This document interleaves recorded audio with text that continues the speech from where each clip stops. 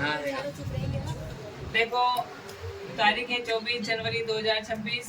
Paper है 12 और 13 फरवरी से पेपर स्टार्ट है। और आज अपन पढ़ेंगे महामैराथन क्लास में विज्ञान और गणित के सारे ऑल ऑफ टॉपिक्स क्लियर करेंगे, जिसमें जो भी एनी डाउट्स होगा वो सारे क्लियर करेंगे। और ये क्लास इसलिए इम्पोर्टेंट है क्योंकि इसमें सारा पास होने का तरीका तो इसमें आई गई है, लेकिन साथ में टोटल जो प्रश्नावलियां नहीं पढ़ी है सारा एक बार इसमें फॉलो करेंगे सारा। अब तुमको ध्यान से समझना है एक एक सवाल को, और मैं मेन पीछे से प्रश्नावली चालू करूंगा 14, 15 ऐसे इस तरीके से। तो पहले अपन प्रश्नावली पढ़ रहे हैं प्रायिकता। तो शॉर्ट ऑफ फॉर्म में मैं तुमको एक बार नॉर्मली समझा दूं कि प्रायिकता में मेन क्या होता है। प्रायिकता का सूत्र होता है अपने P, प्रायिकता को P से दर्शाएंगे, प्रोबेबिलिटी कहते हैं, और अनुकूल परिणाम की संख्या बटा कुल परिणाम की संख्या। तो प्रायिकता का सूत्र हो जाएगा P बराबर अनुकूल परिणाम की संख्या बटा कुल परिणाम की संख्या। हमेशा प्रायिकता में ये ध्यान रखना है, 4 नंबर की प्रश्नावली है। तुमको बताया मैंने कि एक प्रश्न आएगा टिक द करेक्ट में, एक आएगा रिक्त स्थान में, और बाकी आएंगे एक एक नंबर पे। अनुकूल परिणाम जो भी होंगे वो ऊपर लिखना है तुमको, और कुल परिणाम होंगे वो हमेशा नीचे रखना है। और अब इसमें तुमको क्या क्या ध्यान रखना है थ्योरी टाइप में, कि भाई एक तो प्रायिकता का मान कभी भी ऋणात्मक नहीं होगा, ठीक है, माइनस में आएगा अगर आंसर तो वो मानना है कि प्रायिकता का मान नहीं होगा। दूसरा है प्रायिकता का मान 0 से तो बड़ा होता है, 1 से छोटा होता है। तीसरा है कि प्रायिकता हमेशा माइनस में होगी नहीं, और अनुकूल परिणाम हमेशा ऊपर आएंगे, कुल परिणाम नीचे रहेंगे। और प्रयोग की प्रारंभिक घटनाओं यानी सारी घटनाओं का योग कितना होता है, टोटल 1 होता है। और जो घटनाएं संभव होती है, मतलब अगर आप खेल खेलते हो और खेल के दौरान अगर सिक्के को वगैरह उछाल रहे हो तो जो घटना घटेगी वो ऊपर आ जाएगी, और जो कुल परिणाम होगा वो नीचे। और कुछ परिभाषाएं वो तुमको याद रखनी, सम संख्या, विषम संख्या और अभाज्य संख्या। सम संख्या किसको कहते हैं, जिसमें 2 का भाग पूरा जाता है वो क्या कहलाती है, सम संख्या कहलाती है। और जिसमें 2 का भाग पूरा नहीं जाता है वो विषम संख्या कहलाती है। सम संख्या 2, 4, 6 आगे आएगी इसी तरीके से, और विषम संख्या 1, 3, 5, 7 इस तरीके से आएगी। फिर 0 से 1 के बीच रहता है प्रायिकता का मान, 0 से बड़ा 1 से छोटा होगा, मतलब पॉइंट में आंसर हो कुछ भी वो सारे प्रायिकता के मान हो। जैसे कि एक सवाल है नॉर्मली कि एक पासे को एक बार उछालने पर विषम संख्या की प्रायिकता ज्ञात कीजिए। प्रश्न सीधा सिंपल है, एक पासे को एक बार उछालेंगे तो उसमें विषम संख्या पूछा आपको कि भाई विषम संख्या की प्रायिकता क्या होगी। तो हल लिख के आपको क्या लिखना है कि सबसे पहले एक पासे को, हमेशा ध्यान रखना है कि आपको कुल परिणाम पहले निकालना है। एक पासे को एक बार उछालने पर कुल परिणाम कितने होंगे, 6। कौन कौन से होंगे, 1, 2, 3, 4, 5, 6 इस तरीके से लिखना है। फिर इसमें पूछा है विषम संख्या की प्रायिकता क्या होगी, तो अब आपको निकालना है विषम संख्या आने की प्रायिकता, ये निकालना है। तो सूत्र लगेगा पहले प्रायिकता P बराबर अनुकूल परिणाम बटा कुल परिणाम, ठीक है, अनुकूल बटा कुल परिणाम। अनुकूल परिणाम में यहाँ पे तुमको पहले लिखना है कि विषम संख्या कौन कौन सी, इनमें से विषम संख्या कौन सी है, 1, 3, 5 इनमें से ही लेनी है। कितनी हो गई टोटल, अनुकूल परिणाम हो गए 3 और सवाल में कुल परिणाम टोटल 6। अगर इसको काटोगे तो 3 एकम 3, 3 दूनी 6, तो आंसर आएगा 1/2। मतलब वही, अगर 1 में 2 का भाग देंगे तो 0 पॉइंट में आंसर आएंगे, तो 0 से तो बड़ा होगा, 1 से छोटा होगा। अब तुमको परीक्षा में इस तरीके से करना है सारा सवाल, ठीक है। अगर आपको टिक द करेक्ट में पूछे तो ये इतना सारा डिटेल नहीं लिखना है और बाकी शॉर्ट में निकाल के और पीछे आंसर। ऑप्शन में दोनों ही मिलेंगे आपको, 3/6 है कि 1/2। वैसे तो ऑप्शन में रेयर चांस में आ सकता है, बाकी कभी भी 2 ऑप्शन एक साथ नहीं आएंगे, तो तुमको 1/2 वाला वो। अब जैसे तुमने तो 3/6 निकाल लिया, ऑप्शन में मान लो 3/6 नहीं हुआ, तो तुमको समझना है को काट के फिर लाना है मान, ठीक है। 1/2 वहां पे कटा हुआ मान ही आएगा ऑप्शन में, ये वाला नहीं आएंगी। फिर मैंने एक गेंद वाला सवाल बताया था कि भाई 3 तो लाल गेंद है, 5 नीली गेंद है, तो गेंद में से नीली गेंद आने की प्रायिकता बतानी है। तो कुल परिणाम तो 3 + 5 कितने हो गए, 8 हो गए। और उसके बाद क्या करना है, एक बार इसी सवाल में ये समझ लो कि भाई ये विषम संख्या आने की प्रायिकता पूछ रहा है, और अगर इसमें पूछ ले कि विषम संख्या न आने की प्रायिकता, ये ध्यान रखना। अगर आने की पूछे तो इस तरीके से करना है, नहीं आने की पूछे तो इधर मैं समझा रहा हूँ, इधर इस तरीके से। इसी का दूसरा सवाल कि विषम संख्या नहीं आने की प्रायिकता, तो यहाँ लिखेंगे विषम संख्या न आने की प्रायिकता। वही कुल परिणाम 6 है, सूत्र में वही 6 नीचे लगेगा। और जब भी मैंने बताया तुमको न आने की प्रायिकता पूछे तो ऊपर भी लगाना है 6 माइनस लगाना है। विषम संख्या कौन सी है, वही 3 है, 1 3 5। और इसमें पूछा नहीं आएगी तो इसमें कौन सी नहीं आएगी, 1 3 5 ही नहीं आएगी। तो कितना बचा, 3/6, मतलब इसका भी 1/2 आएगा काट के।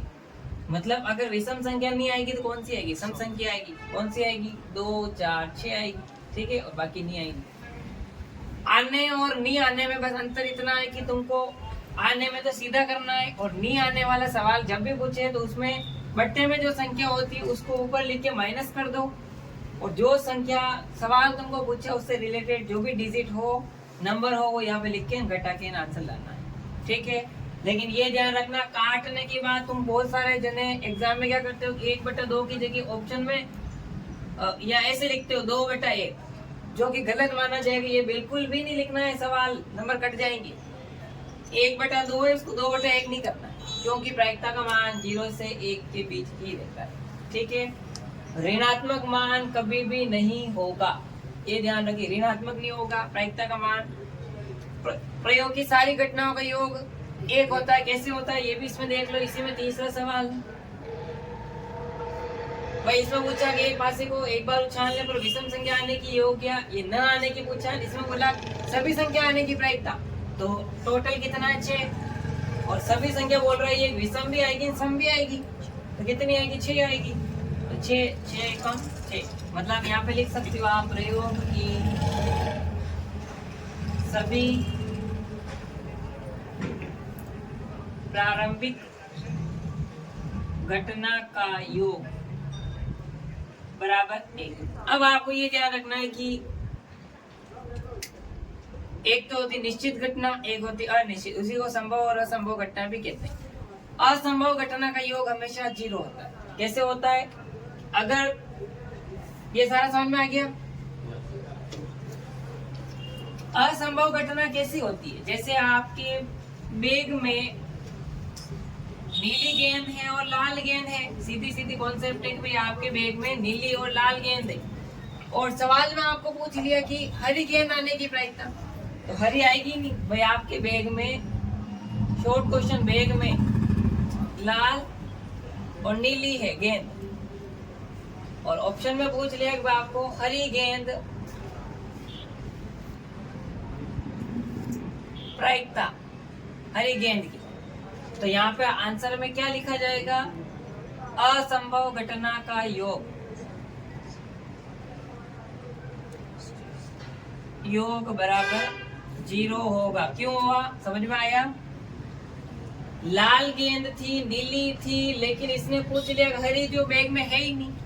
तो जो चीज आपके पास है ही नहीं और अगर वो पूछ रहा है तो वो असंभव घटना होगी, कभी भी नहीं आएगी। लेकिन अगर आपको इसी प्रश्न में ये पूछ रहे लाल गेंद की प्रायिकता बताओ देखिए, तो लाल गेंद इसमें डिजिट नहीं है, भाई कौन कितनी है, तो लाल गेंद की प्रायिकता क्या होगी, एक सिर्फ, ठीक है ना।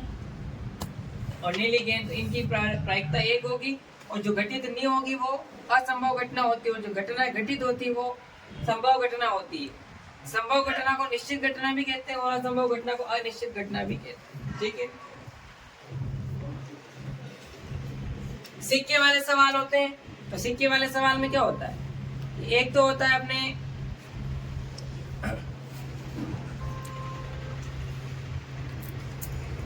सिक्के वाले सवाल में पट और चित होता है, मतलब टेल और हेड, चित पट, पट चित। अब इसमें दो परिणाम होते हैं, आप परिणाम याद रखेंगे। सिक्के वाले सवाल आ जाता है, एक सिक्के में कुल परिणाम कितने होंगे, कौन कौन से होंगे, हेड और टेल, क्लियर पहला। दूसरा, अगर एक सिक्के की जगह दो सिक्के आ जाते हैं, दो सिक्के, तो कुल परिणाम कितने हो जाएंगे, 4। कौन कौन से, head head, head tail, tail tail और टेल हेड, ठीक है। और अगर यही सिक्के अगर 3 बार उछाल रहे हैं, 3 बार उछाल रहे हैं, तो कुल परिणाम कितने आएंगे, 4 ही आएंगे, 6 नहीं होंगे, ये ध्यान रखना विशेष बात है। क्या क्या होंगे, head head head, head head tail, tail tail tail और टेल टेल हेड, ये इतने परिणाम होंगे 4। और इसमें हो जाएगा अपने सिर्फ हेड और टेल यानी चित और पट, ये ध्यान रखना, चित और पट, चित और पट के अलावा तीसरा नहीं आएगा सिक्कों में, ठीक है। फिर तीसरा, चौथा परिणाम आता है एक पासे को उछालने पर, एक पासे को उछालने पर कुल परिणाम कितने होंगे, 6 अभी बताया मैंने, 1 2 3 4 5 6। अब इसमें से जो भी प्रश्न पूछे तुमको, कैसे प्रश्न पूछ सकते हो, प्रश्न तो बहुत सारे बन सकते हैं। एक पासे को उछालने पर सम संख्या आने की प्रायिकता, एक पासे को उछालने पर विषम संख्या की प्रायिकता, एक पासे को उछालने पर 2 से बड़ी संख्या की प्रायिकता, एक पासे को उछालने पर 6 से छोटी संख्या की प्रायिकता, एक पासे को उछालने पर 3 से बड़ी या बराबर की प्रायिकता, बराबर में ध्यान रखना। अब यहाँ आपको प्रश्न पूछा 3 से बड़ी या बराबर, जब भी क्वेश्चन में बराबर आ जाता है तो ध्यान विशेष क्या रखोगे, 3 से बड़ी संख्या तो है 4 5 6, इसका आंसर तो होगा 3/6। लेकिन इसने कहा 3 से बड़ी या बराबर भी आनी चाहिए, तो फिर चेंज हो जाएगा, तो क्या होगा, 3 भी होगा, 4 5 6 तो है ये, तो 4/6। इसका तो आंसर है 1/2, इसका 2 दूनी 4 और 2 3, ये ध्यान रखना। जब बराबर पूछिए तो उस संख्या को भी गिनना है, और बराबर नहीं पूछे तो उससे बड़ी या छोटी जो भी पूछे वो गिनना है, ठीक है। और इसमें पूछ ले कि एक पासे को एक बार उछालने पर 1 अंक की प्रायिकता क्या आती है, बताओ देखिए आंसर क्या रहेगा। 1 अंक की प्रायिकता क्या हो सकती है, 1 अंक की प्रायिकता स्पीड में 6/6, 1 अंक की प्रायिकता 6/6, मतलब ऑल ऑफ आ जाएगी, एक आंसर 6/6 टोटल, क्योंकि इसमें 1 अंक की संख्या है सारी, ठीक है। और फिर आपको पूछे कि 5वां पॉइंट, दो पासे उछालने पर, 2 पासे मतलब यूं कह दिया भाई आपके पास एक नीला और एक लाल पासा, दोनों को उछाला आपने, तो दोनों को उछालने पर कुल परिणाम क्या होंगे, 36 होंगे, पहले बताया मैंने, और 36 परिणाम पूरे लिखवा रखे। तो सारे परिणाम लिखना 1 1 1 2 11 से काउंटिंग चलेगी 16 तक, 11 12 13 14 15 16, फिर 21 22 वाले टोटल इस तरीके से चलाना है। तो टोटल लास्ट 6 × 6 क्या आ जाएगा, 36। अब उसमें से आपको जो पूछे उसमें आपको पूछ सकते हैं कि भाई इसमें ऐसी संख्या का प्रायिकता बताइए जिसका योग करने पर 8 हो, योग करने पर 12 हो। लेकिन यूं पूछ ले कि 2 पासे को एक साथ उछालने पर योग 13 हो, तो आपको सीधा कॉन्सेप्ट दिमाग में रखना है, लास्ट 6 और 6 12 ही आता है, 2 पासे को उछालने पर 13 आते ही नहीं है। तो आंसर क्या लिखोगे? असंभव घटना का योग इसमें। ठीक है, 5वां हो गया था, 2 पासे वाला। 6ठा, ताश के पत्तों की गड्डी में से उससे रिलेटेड पूछे तो कुल परिणाम तो कितने होंगे? 52। अब आपको खाली ताश वाला ध्यान रखना है। ताश में होता है सबसे पहले इक्का, बादशाह, बेगम और गुलाम। टोटल तो ये मेन कार्ड्स रहेंगे वो 4 होंगे और सभी के एक रहेंगे। अगर टोटल नहीं पूछे तो 4 हो जाएंगे। कैसे होगा? जैसे पत्ते होंगे लाल का, चढ़ी का, हुकुम और ईंट का। तो इन सभी के ये जो इक्के वगैरह होंगे, इक्का, बादशाह, बेगम, एक। अगर तुमको नाम से क्वेश्चन में देवे कि भाई ईंट का इक्का आने की प्रायिकता तो 1/52, और अगर आपको सिर्फ यूँ देवे कि इक्का आने की प्रायिकता तो 4/52 आने में। और मैंने क्या बोला था? नाम आएगा तो 1/52 होगा। मैंने क्या बोला था? ध्यान देना कि हुकुम का बादशाह आने की प्रायिकता पूछी। नाम लिया हुकुम, हुकुम का बादशाह बोला उसने तो कितना होगा? 1 ही होगा, 1/52। और अगर ये यूं कहते हुकुम का बादशाह नहीं आने की प्रायिकता, तो नहीं आने की वापस कॉन्सेप्ट क्लियर कर लेना। नीचे 52 रहेगा तो ऊपर भी 52 रहेगा माइनस। हुकुम का बादशाह कितना होता है? 1 घटा तो कितना आ जाएगा? 51/52। क्लियर? आने और नहीं आने में बस इतना सा अंतर है। नहीं आने में सीधा घटाना है, आने में सीधा सीधा करना है। अब आपको ये तो हो गए टोटल पत्ते होते 52 में से डिवाइड करोगे अगर सबकी इक्का, बादशाह, बेगम, गुलाम कितने होंगे? 4। ठीक है, अगर आपको गुलाम पूछा है, गुलाम आने की प्रायिकता 4/52, क्योंकि नाम नहीं आया उसमें। कौन सा गुलाम पूछा आपको? गुलाम कौन सा? ईंट का, लाल का, चढ़ी का, हुकुम का। नाम नहीं आया तो 4/52। और अगर आपको यूँ बोल दे कि गुलाम नहीं आने की प्रायिकता, तो वही वापस 52 माइनस कितना? 4, तो 48/52। क्लियर? क्या समझ में आ गया? ये सारा ताश का खेल है इसमें कि भाई गेम जैसे खेलते हो वैसे इसमें आपको सवाल आना चाहिए। ठीक है, बाकी नॉर्मली सवाल है। एक सवाल इस किताब में वो समझना ध्यान से। जैसे एक तो नॉर्मल सवाल है कि भाई दो आपके पास 10 पेन तो अच्छे हैं और 5 पेन उसमें खराब मिल जाते हैं। तो अब मैंने पूछ लिया खराब पेन आने की प्रायिकता। 10 अच्छे हैं, 5 खराब मिल जाते हैं, तो खराब पेन आने की प्रायिकता 5/15। खराब मैंने नाम दिया ना, भी 5 खराब है, 10 अच्छे। अब एक समूह होता है, बल्ब का एक समूह है, बल्ब का समूह या 20 बल्ब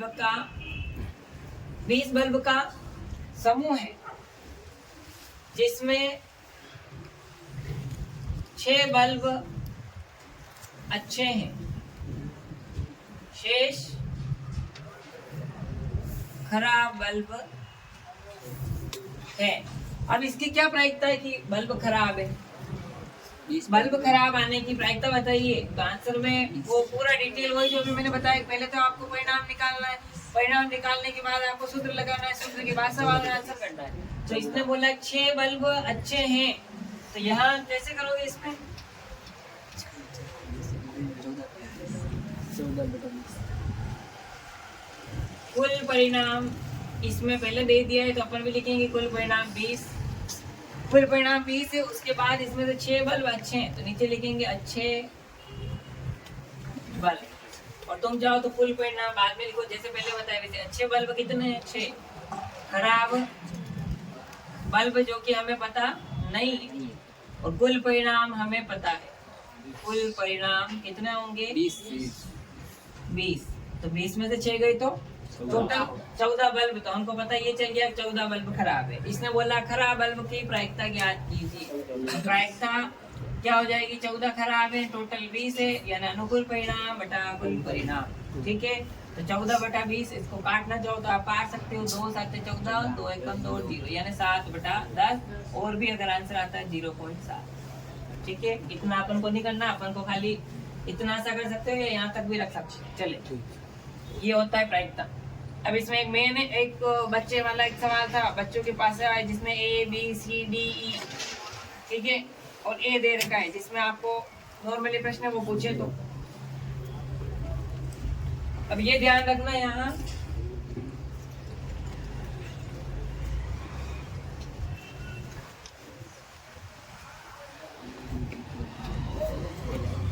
अब किसी को ये तो पता है कि भाई वर्ग क्या है, क्यूब क्या होता है। वर्ग मतलब उसी संख्या को उसी संख्या से गुणा करना वर्ग कहलाता है, और उसी संख्या को अगर 3 बार गुणा करें तो आए वो क्यूब हो जाता है, घन हो जाता है, घनमूल और वर्गमूल। इसमें दे रखा है 18वां सवाल जो कि इम्पोर्टेंट है। एक पेटी में 90 डिस्क है, तो सीधा सीधा प्रश्न पढ़ते ही पता चल गया कि कुल परिणाम कितने हैं इसमें 90। वही 1 2 3 डॉट डॉट डॉट 90 तक गिनती नहीं लिखनी अपन को, सिर्फ 90 लास्ट। उसके बाद इसमें आता है 2 अंकों की एक संख्या निकालनी, तो 2 अंकों की संख्या, 2 अंकों की संख्या इसमें कितनी है? 1 से गिनोगे क्या? नहीं। 10 से गिनोगे, 10 को एक बार छोड़ दो, 11 से 90 तक 80 हो गई, और एक 10 जोड़ लो तो कितनी हो गई? 10 11 डॉट डॉट 90 तक टोटल हो जाती है 81 बटान कुल परिणाम 90। दूसरा है इसमें एक पूर्ण वर्ग संख्या, एक पूर्ण वर्ग संख्या, ठीक है, पूर्ण वर्ग संख्या है, जिसमें अब आपको पूर्ण वर्ग कहाँ से हो रहा है? 1 का वर्ग 1, 2 का वर्ग 4, 3 का वर्ग 9, 4 का 16, 5 का 25, इस तरीके से 6 7 8 9, और 10 का करोगे तो 100 हो जाएंगे। तो कितने हो रहे हैं? 1 2 3 4 5 6 7 8 9, तो 9 बटा कितना हो जाएगा? 90। इसको काटोगे तो 1 बटा 10। और तीसरा है 5 से विभाज्य संख्या। 5 से विभाज्य मतलब आपको इन्हीं परिणाम में से निकालने 5 से विभाज्य कौन से, मतलब 5 की पहाड़े में कौन कौन सी आती है। 5 से स्टार्ट करो तो 5 से पहाड़े लिखोगे पूरा, 5 10 20 25 30 35 40 45 50 55 60 65 70 75 80 85 90, लास्ट 90 तक ही पूछे आपको, 90 तक। अब गिन लेंगे 1 2 3 4 5 6 7 8 9 10 11 12 13 14 15 16 17 18, तो कुल परिणाम अनुकूल और कुल परिणाम है 90। अब इसको काट सकते हैं 2 के 5 से, 9 एकम 9 0 9 दूनी 18 यानी 2 बटा 10। इसको भी काटो तो 2 एकम 2 2 5 10 आंसर, ठीक है। ये सारा प्रायिकता कंप्लीट हो गया। प्रायिकता में कुछ उदाहरण है जो मैंने तुमको बताए थे। उदाहरण नंबर 4 रट लेना। उदाहरण नंबर 4 पासबुक पासबुक मतलब अपने इसमें ताश के पत्ते वाला सवाल है। इसमें दोनों सवाल दे रखे हैं, एक इक्का आने की एक इक्का नहीं आने की प्रायिकता, ठीक है। उदाहरण नंबर 4 रटना है, उदाहरण नंबर 9 कंप्लीट करना है, और सवाल नंबर 16 कंप्लीट करना है, और एक है उदाहरण नंबर सवाल नंबर 11 कंप्लीट करना है। और एक मेन सवाल है, यदि PE बराबर 0.05 है तो E नहीं की प्रायिकता क्या होगी। ये सवाल मैंने तुमको पहले लिखा है, लास्ट बार एक बार और बता देता हूँ। ये सारे कंप्लीटली करने, ये टोटल 4 9 16 11 और 2 तो उदाहरण हो गए, 2 सवाल हो गए, बाकी मैंने इसमें पढ़ा दिए बहुत सारे। एक सवाल और लास्ट बता रहा हूँ, ठीक है, कंप्लीट।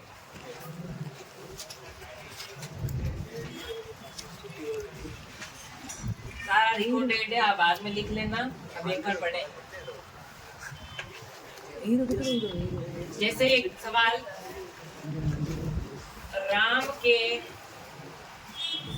सत्य बोलने की प्रायिकता 1/2 है, तो श्याम के सत्य न बोलने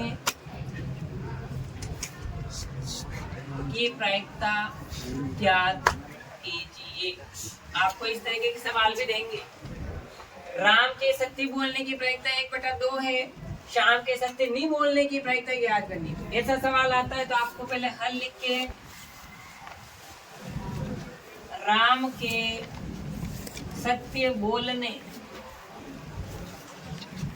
की प्रायिकता कितनी है? 1/2 जो दिया हुआ है आप इधर लिखेंगे, दिया है, ठीक है। फिर श्याम के सत्य नहीं बोलने की, तो श्याम के सत्य न बोलने की प्रायिकता नहीं पता है हमको, तो हम इसमें x मान सकते हो या फिर इसको क्वेश्चन मार्क मान सकते हो। फिर अगर जब ऐसी लाइनें आती है, और मैंने तुमको पहले भी बताया कि जब एक लाइन वाला सवाल और एक ही डिजिट हो उसमें, जैसे इस तरीके से एक संख्या ही हो, तो आपको लाइन लिखनी प्रयोग की सभी प्रारंभिक घटना का योग बराबर 1। और सवाल में बता दिया न आने की प्रायिकता पूछे तो आपको घटाना है कि जोड़ना है? घटाना है, जोड़ तो कभी इसमें होगी नहीं। तो प्रायिकता P बराबर 1 बड़ी संख्या होती है और 1/2 छोटी है। अब इसको घटाना क्यों नहीं कि 1 में से 1 घटा के 0/2, इसके नीचे कुछ नहीं, 1 और 2 और 1 का एलसीएम लेंगे, नीचे वाली संख्याओं का एलसीएम। 1 2 का एलसीएम 2, तो क्रॉस गुणा 2 एकम 2 और माइनस 1 एकम 1, 2 में से 1/2। आंसर क्या आया? राम के सत्य बोलने की प्रायिकता 1/2 है, तो श्याम के सत्य न बोलने की प्रायिकता भी 1/2। ठीक है, तो ये लास्ट में आप लिख सकते हो कि श्याम के सत्य न बोलने की प्रायिकता बराबर 1/2 होगी। लाइन पूरी कवर करें, ठीक है, क्या आंसर इसका। और अगर यहाँ पे चेंज कर दूं मैं सवाल में, तो ज्यादा कोई विशेष नहीं है।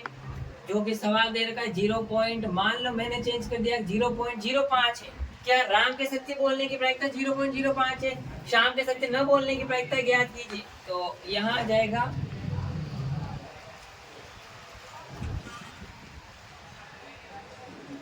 इसका दे रखा है 0.05, ये x मानेंगे, और इधर योग दे रखा है 1 में से 0.05 घटाएंगे तो क्या आ जाएगा?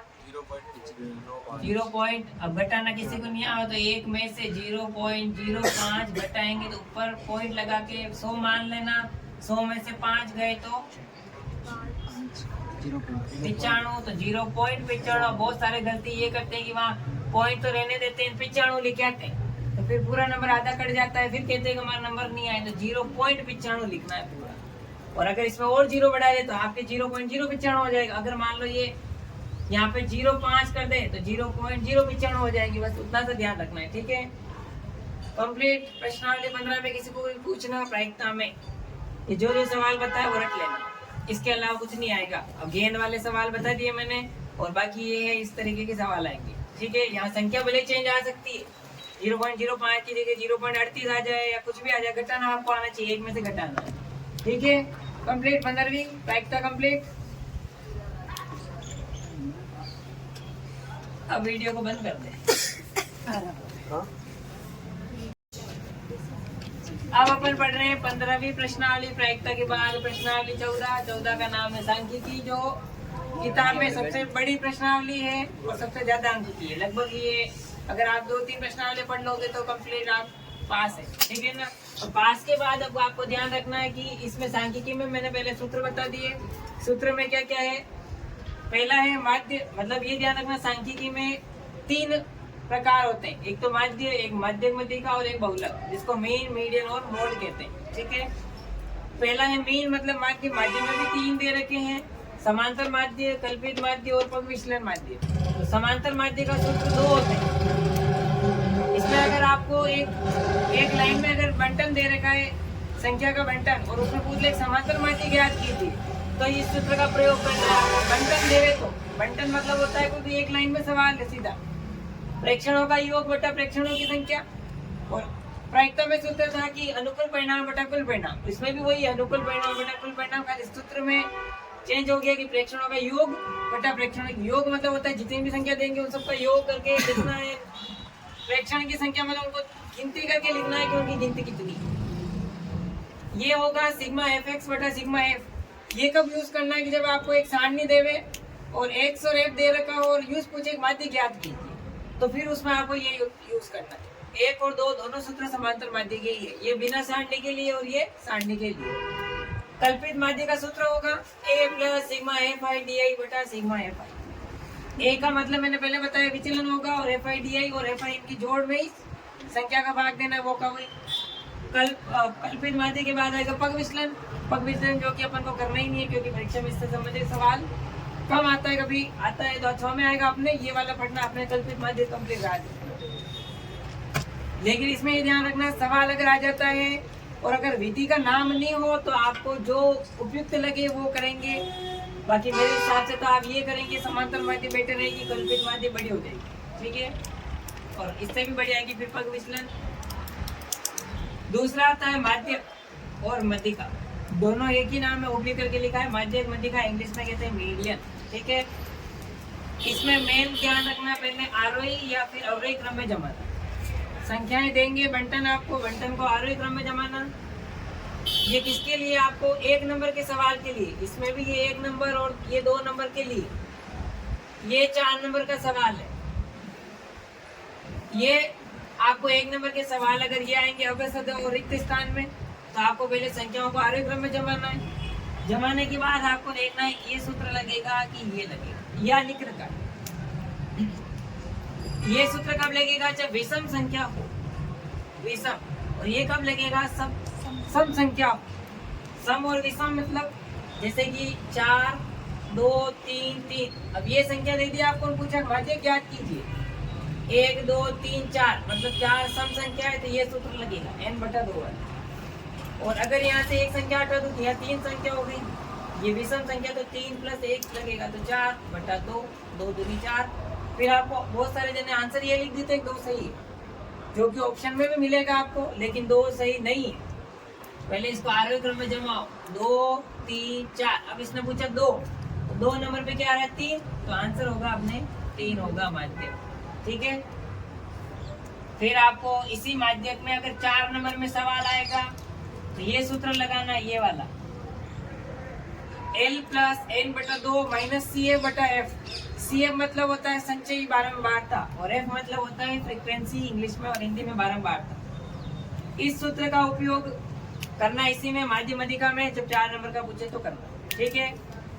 CF और F में थोड़ा विशेष ध्यान रखना है। से कम आता है तो उसमें CF दे रखी है और F निकालना है, और बाकी नॉर्मल सवाल में CF निकालना है। CF निकालने के लिए आपको क्या करना है? जोड़ना है और निकालनी है। और CF दे रखा और F निकालने के लिए घटाना है संख्याओं को। ये सबसे इम्पोर्टेंट सूत्र है, ये 2-3 बार परीक्षा में आया हुआ सवाल है। रिक्त स्थान में बहुलक का सूत्र पूछा था कि 3 माध्यक बराबर खाली स्थान, और ये भी खाली स्थान, तो आपको भरना है बहुलक + 2 × माध्य। और वो यूं भी दे सकता है माध्यक बराबर बहुलक + माध्य, इसको पूरा कीजिए। तो यहाँ आता है माध्यक में तो 3 से गुणा होता है, माध्य में 2 से गुणा होता है, तो बहुलक में किसी से गुणा नहीं होता। ये सूत्र इसी से जमाना होता है। ये सूत्र बहुलक के लिए 4 नंबर का है सवाल। L + F1 - F0 / 2F1 - F0 - F2 × L। अब ये पहले 4 में थे, अब 3 नंबर में भी आ सकते हैं, 4 नंबर में भी है। इससे तो पहले 6 नंबर में आते थे सवाल, ये ऐसे बहुलक वगैरह। अब 4 नंबर में आ रहे हैं। अब ये ध्यान रखना, 4 नंबर का सवाल है ये F1, और इसमें फ्रीक्वेंसी निकालने की 0, 1, 2, 3 से जमा के बड़ी संख्या होती है, वो बहुलक कहलाती है। और नॉर्मल अगर सीधा सिंपल कॉन्सेप्ट में पूछे बहुलक, तो अभी एक नंबर के सारे सवाल में एक ही सवाल में करवा रहा हूँ, ठीक है। ये समझ में आ गए सारे कंप्लीट? सूत्र उतार लेना बाद में आ गए।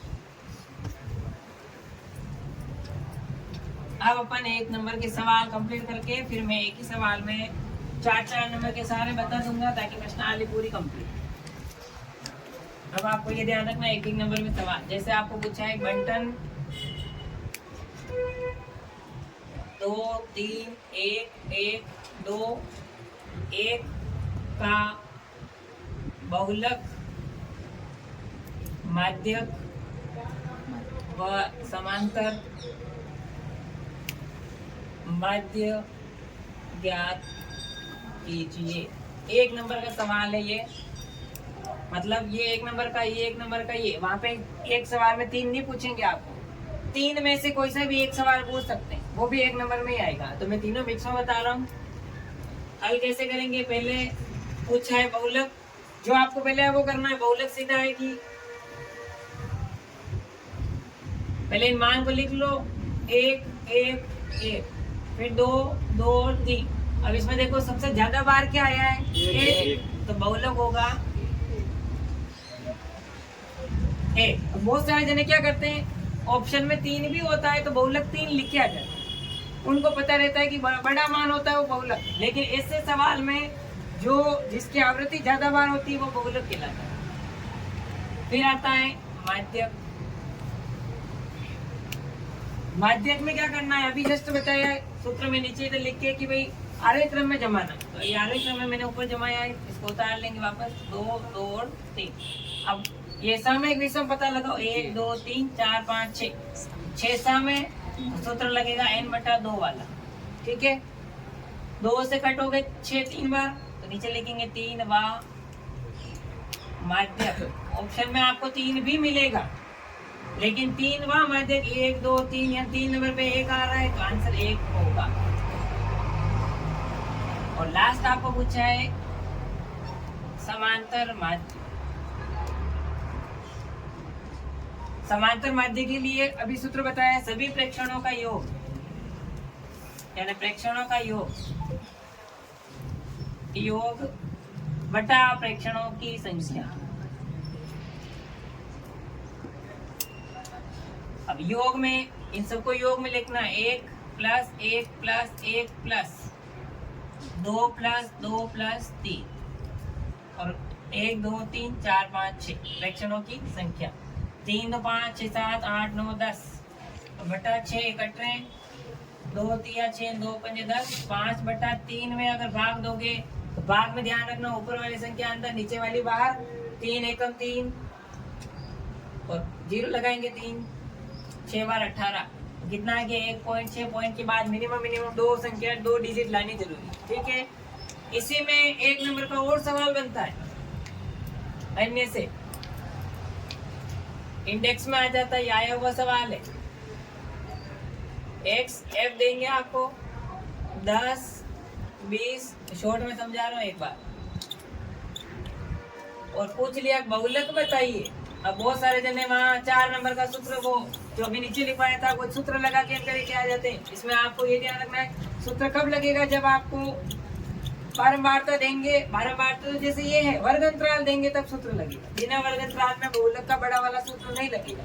बहुलक पूछा है तो ऑप्शन में आपको जैसे A B C D, और आपको ऑप्शन मिलेगा जैसे 20 3 10 30।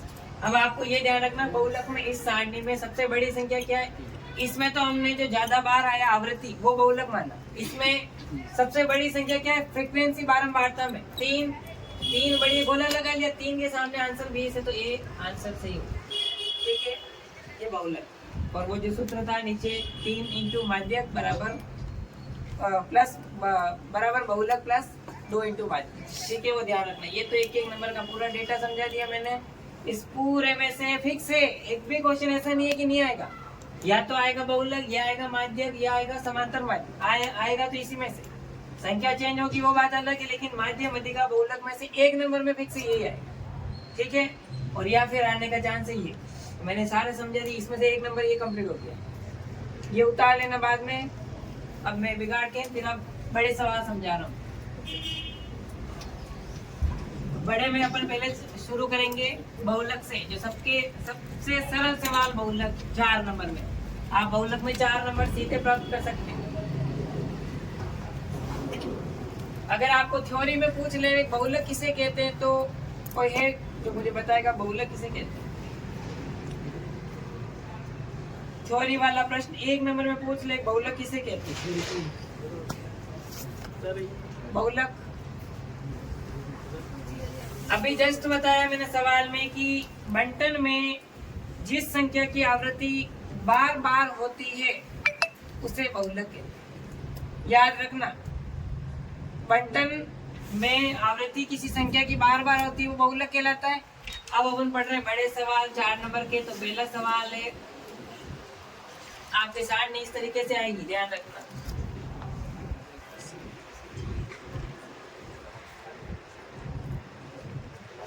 वर्ग अंतराल बारंबारता। और ये ध्यान रखना, बारंबारता को इंग्लिश में कहते हैं फ्रीक्वेंसी, और एफ लिखेंगे।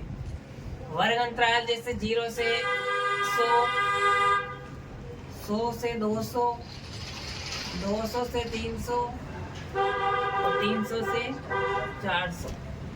एक बार इस सवाल को यही रोक के एक सवाल और याद आ गया मुझे। एक नंबर में एक सवाल और है, वर्ग चिन्ह वाला सवाल। वर्ग चिन्ह में ध्यान रखना, ऊपरी सीमा प्लस निचली सीमा बटा 2 करना है। इसका सूत्र होता है ऊपरी सीमा प्लस निचली सीमा बटा 2। मतलब जैसे वर्ग अंतराल होता है 0 से 100 तक, ये और ये ऊपरी सीमा, ये नीची सीमा। तो 100 प्लस 0 बटा 2 करेंगे तो कितना हो जाएगा? 100 बटा 2 यानी 50। मतलब इन दोनों के बीच में 50 का यहाँ आएगा, 0 से 50 फिर 50 से 100। जब दोनों को जोड़ के आधा करोगे तो वर्ग चिन्ह क्या आ जाएगा? आधा करना है। कोई भी संख्या है, जैसे 10 से 30 का पूछा है, वर्ग चिन्ह क्या होगा? 30 और 10 40 का आधा 20 हो। ये भी आया हुआ सवाल, ठीक है। ये रिक्त स्थान में भी आ सकता है या फिर अवसर में। ये ध्यान रखना, वर्ग चिन्ह वाला सवाल। बहुलक में वापस आ जाएंगे। 4 3 2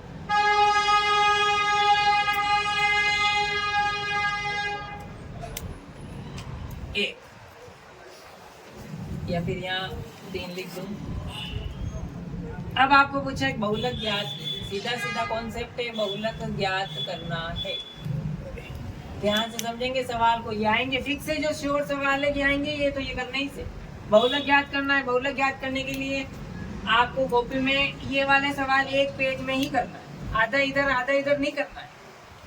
ऐसे व्यवस्थित करना है कॉपी में। जो तुम क्वेश्चन करोगे सॉल्व करते समय, तो तुमको ये ध्यान रखना, बड़े बड़े क्वेश्चन एक पेज में करने की कोशिश करो। तो अब सबसे पहले जैसे कॉपी का पेज है, तो हल डाल के इसमें सबसे पहले तुमको बीचों बीच बड़ी सारणी बनानी है, इस तरीके से 2 बॉक्स की, क्योंकि इसमें बहुलक में ध्यान रखना 2 बॉक्स आएंगे, 2 बॉक्स ही बनाना। इसमें लिखेंगे वर्ग अंतराल बारंबारता, और इसको बारंबारता नहीं लिख के तुम चाहो तो एफ भी लिख सकते हो, ठीक है। अभी बारंबारता लिखना, फिर एफ लिखोगे तो बीच में एफ आएगा। 0 से 100, 100 से 200, 200 से 300, 300 से 400, 2 4 3 1। इसमें ना तो जोड़ करनी है ना बाकी करनी है, कुछ नहीं करना है, सीधा बस इसमें बॉक्स पे करके सबसे बड़ी संख्या पे गोला बनाना।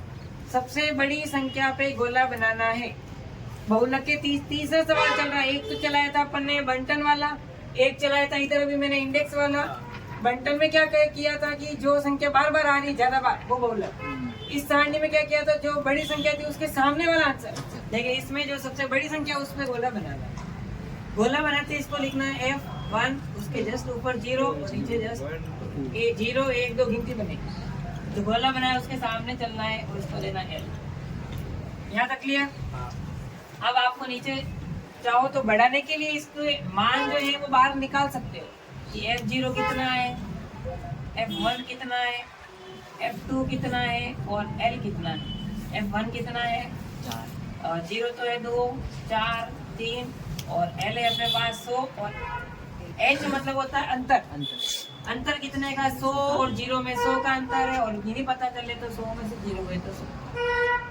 अब लगाएंगे सूत्र बहुलक का। बहुलक को Z से निरूपित करेंगे, L plus F1 minus F0 upon 2F1 minus F0 minus F2 into H। बाकी का आगे का सवाल इधर। Z बराबर L कितना है यहाँ पे अपने पास? L 100 है, 100 प्लस ब्रैकेट लगाएंगे और इनटू H कितना है 100, ये भी 100। बीच में option F1 minus F0, F1 कितना है 4 और F0 कितना है 2, और 2 इंटू F1 कितना है 4 माइनस 2 और माइनस 3। 100 प्लस 4 में से 2 गए तो 2। इसमें ये ध्यान रखना, बहुत सारे जने हैं क्या गड़बड़ करते हैं, 4 में से पहले 2 घटा देते हैं। बाकी आपको बोर्ड मास नियम ध्यान रखना है, ब्रैकेट ऑफ वाला। तो पहले ब्रैकेट तो अभी सॉल्व करेंगे। इसमें 2 चौक 8 माइनस, अब बस यहाँ विशेष ध्यान रखना है 2 और 4 का गुणा किया 8 माइनस माइनस प्लस, लेकिन निशान माइनस का ही लगाना है। और 3 और 2 5 और 1 2, यहाँ हमेशा जोड़ के लिखना है, लेकिन निशान माइनस के जाएगा, कोई चेंज नहीं करोगे। z बराबर 100 प्लस 2, 8 में से 5 गए तो 3 इंटू क्या होगा 100। z बराबर 100 प्लस, अगर आप चाहो तो ये काट सकते हो, 2 और 3 नहीं कट रहे, 3 और 100 नहीं कट रहे, तो क्या करना है 2 को 100 से गुणा करो 200 और नीचे आ जाएगा 300। लास्ट स्टेप में भी इतना करने के बाद भी बहुत सारे स्टूडेंट गलती करेंगे। क्या करेंगे 100 200 जोड़ देंगे, फिर 3 का भाग दे देंगे। 200 100 जोड़ो कितने होते 300, 300 में 3 का भाग दिया 100 आंसर आ जाएंगे, गलत होगा। z बराबर 100 प्लस तो है जैसे जैसे 200 में पहले 3 का भाग देंगे, ये भाग देंगे 200 में 3 का, 18 2 18 2 0.6, ठीक है। तो कितना आ गया 66.6, 100 में 66 जोड़ेंगे तो 166.66, डॉट डॉट आ जाएंगे, डॉट नहीं लगाना इसमें, और लास्ट लिखेंगे बहुलक बराबर, ये आंसर, ठीक है। इस तरीके से बहुलक पूरा करना है। अब इसमें कोई डाउट हो, किसी को कुछ पूछना है किसी भी डिजिट के लिए बहुलक में, तो आप पूछ सकते हैं। फिर आगे चले बहुलक के बाद माध्यक में, इसी सवाल को माध्यक से करेंगे। क्लियर? कुछ पूछना इसमें करना ऐसे ही से तुमको, एक एक स्टेप पूरी इस तरीके से करना, ठीक है। अब अपन पढ़ेंगे बहुलक के जरिए माध्यक ज्ञात की।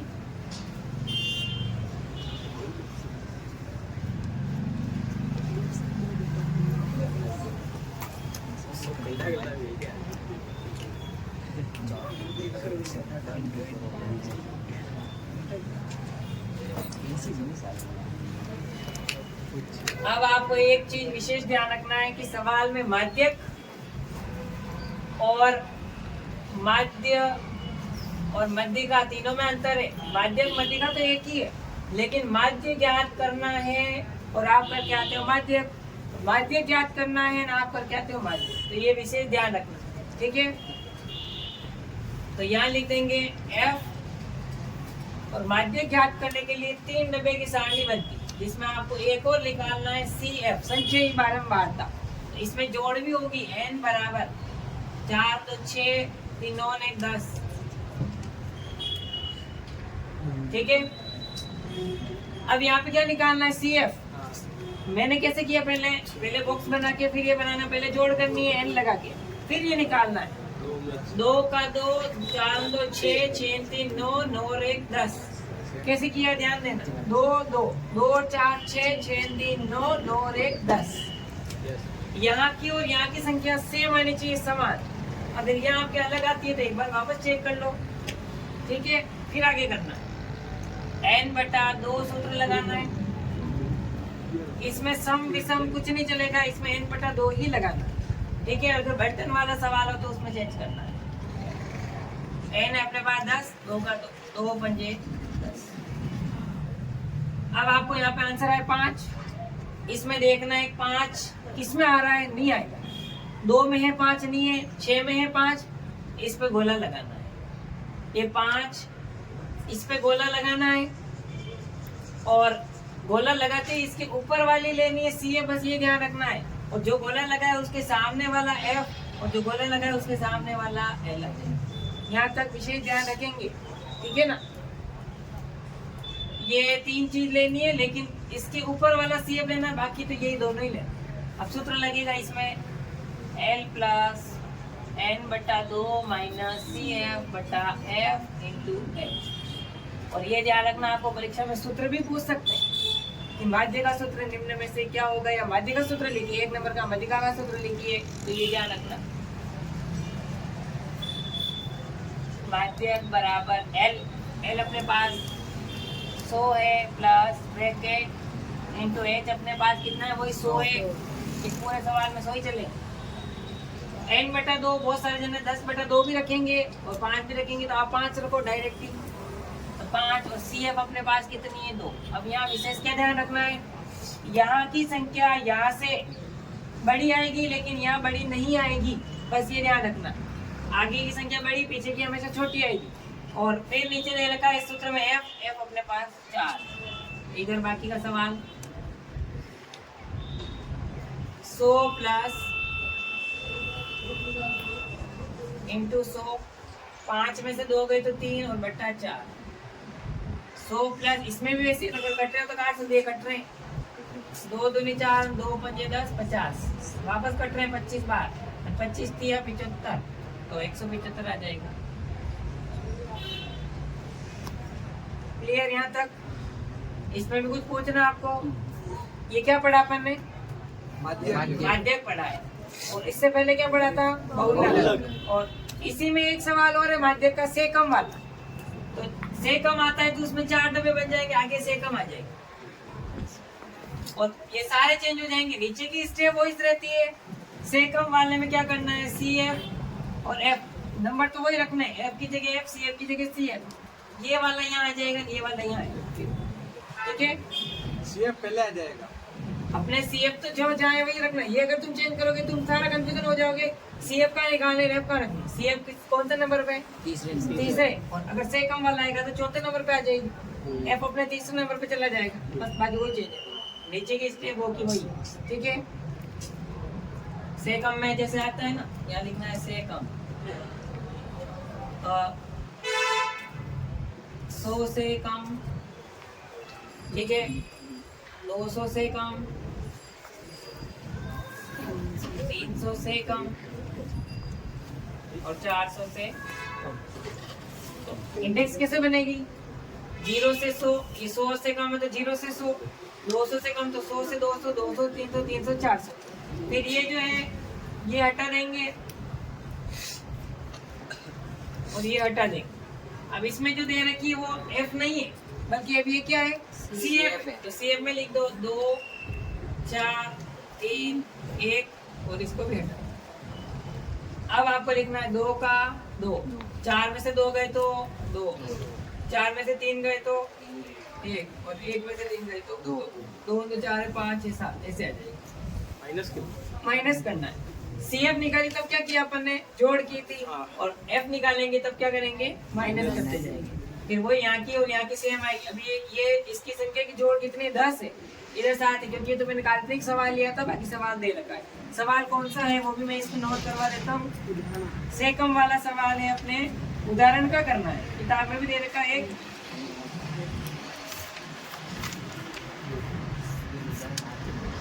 बड़े रूप में लिख रहा हूँ, उदाहरण नंबर 7, वेरी इंपॉर्टेंट सवाल है इस प्रश्नावली का। ये दे रखा है उदाहरण नंबर 7 से कम वाला, ये इस तरीके से, पेज नंबर 215 नई किताब में, 215 पेज, ठीक है? ये से कम वाला सवाल है, ये कंप्लीट कर लेना। उदाहरण नंबर 7 है, माध्यक ज्ञात कीजिए, ठीक है? अब अपन करेंगे इसी सवाल को, ये तुम उतार लेना फिर बाद में पॉज करके वीडियो, ठीक है? अब इसी सवाल को माध्य से करेंगे। अभी माध्य पढ़ लिया, आप माध्य में 2 विधियां, मैं दोनों विधियां बता के कंप्लीट करता हूँ प्रश्न, ठीक है? लास्ट 2 सवाल और है। माध्य ज्ञात कीजिए। अब माध्य में सीधा पूछा माध्य ज्ञात कीजिए, क्या इसमें विधि का नाम है? नहीं है, तो बिना विधि का नाम है तो अपने पहले, अभी तो अपन दोनों पढ़ेंगे, तो अभी अपन पढ़ेंगे प्रत्यक्ष माध्य, ठीक है? प्रत्यक्ष माध्य में कितने डब्बे बनेंगे, देखो 1 2 3 4, ठीक है? अब ध्यान देना, ये पहला बॉक्स खाली छोड़ देंगे, दूसरा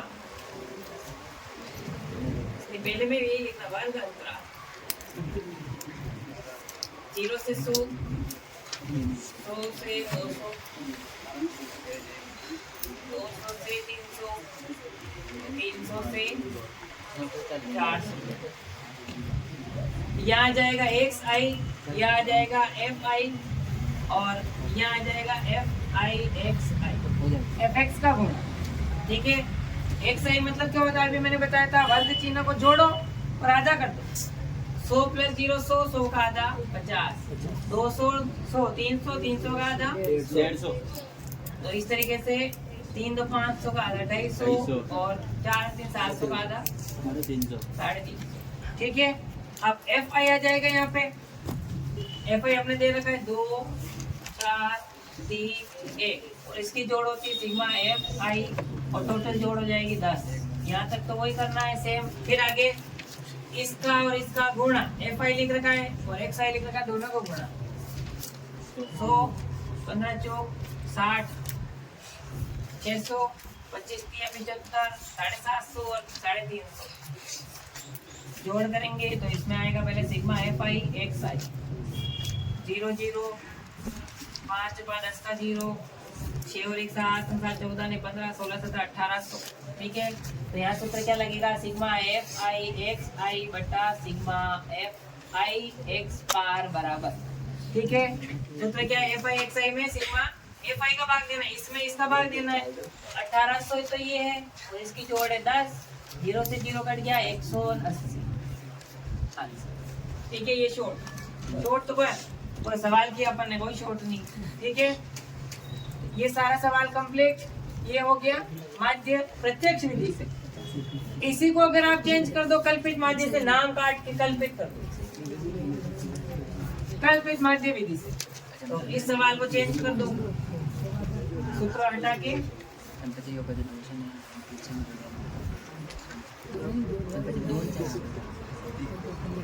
इसमें डब्बे बन जाएंगे 5, कोई चेंज नहीं वो का वही सवाल। यहाँ आ जाएगा एक्स आई माइनस ए बराबर डी आई, विचलन निकालना है इसमें क्योंकि कल्पित माध्य विचलन निकालना है, और इसमें आ जाएगा एफ आई डी। ठीक है। यहाँ अपने एक्स आई कितना है, ये वाला 50 माइनस 150 माइनस 250 माइनस और 350 माइनस। यहाँ लिख रखा है ए विचलन मानता है, तो अब आपको यह विषय ध्यान रखना है, बातें नहीं करेंगे कोई भी, ध्यान इधर ए मानना है। ए इस एक्स वाली लाइन में से मानना है, बहुत सारे जने धड़बड़ाहट में एफ वाली में से मान लेते, फिर पूरा गलत। यहाँ से आपको अगर सवाल में कल्पित विधि में अगर मान नहीं दे रखा है तो आप पहला माइनस मान पहला। ठीक है। अगर वहां पे दे रखा हो 150 मान के करो, 250 मान के करो, तो वो मान नहीं देवे तो अपने ये 50 मान है, सभी में क्या आ जाएगा 50 मान। समझ में तो आ रहे हैं। 50 में से 50 0 150 100 200 वापस वही आ गया। अब यहाँ दे रखा है एफ आई डी आई, मतलब इस एफ आई को डी आई से गुणा, पहले इसमें गुणा किया था, अब इसका गुणा इससे होगा। 2 को 0 से गुणा किया 0, 4 को 100 से किया 400, 3 को 2 से किया 3 तो 600 और 1 को 300 से किया तो 300। Sigma F I D I. Last सवाल है वैसे 0 0 6 3 9 6 10 3 1300। अब इसका सूत्र लगेगा sigma F I D I बटा सिग्मा एफ आई और आगे लगेगा ए प्लस, ये नहीं बोलना है, एक्स बार बराबर विचलन बराबर ए कितना है हमने माना, यहाँ ए कितना है 50, सिग्मा एफ आई डी आई ये 1300 और नीचे है 10, 0 से 0 कट, तो नीचे लिखेंगे 50 प्लस 130 कितना आ गया 180। अभी अपन ने इसी सवाल को समान प्रत्यक्ष से किया तो भी 180 आया और कल्पित से किया तो भी 180 आया, और अगर आप इसमें ए अगर कोई सा भी मानोगे तो भी 180 ही है, बस ये ध्यान। ठीक है। ये हो गई कल्पित माध्य विधि। मैंने सारी विधियां समझा दी है एक ही सवाल में, बहुलक माध्य मध्यिका और विसार, लेकिन इसमें एक सवाल तो थोड़ा बड़ा है जो पहले आया हुआ सवाल है।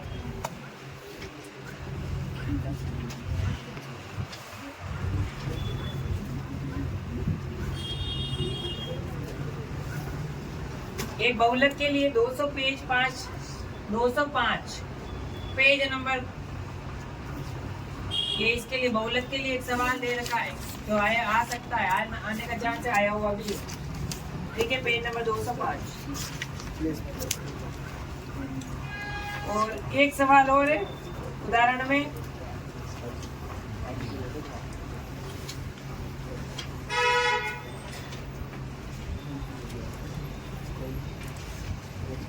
लुप्त मान ज्ञात कीजिए वाले सवाल भी आते हैं परीक्षा में। लुप्त मान ज्ञात कीजिए।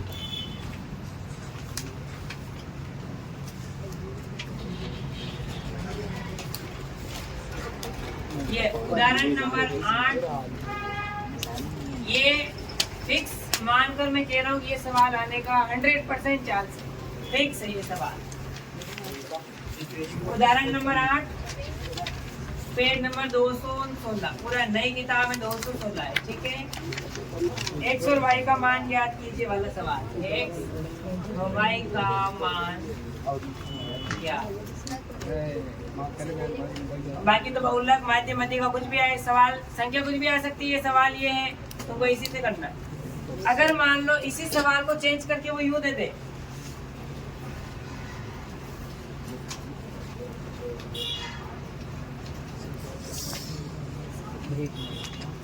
अगर वो चेंज करके आपको यहाँ तो एफ ही दे रखा है, यहाँ एक्स कर दे और यहाँ पे दे दे 1 2 3 4, अब आपको पूछ ले कि इसका माध्य ज्ञात कीजिए, कर लोगे वही। और इसमें देखो एक्स इनको जोड़ के एक्स निकाला था, ठीक है ना।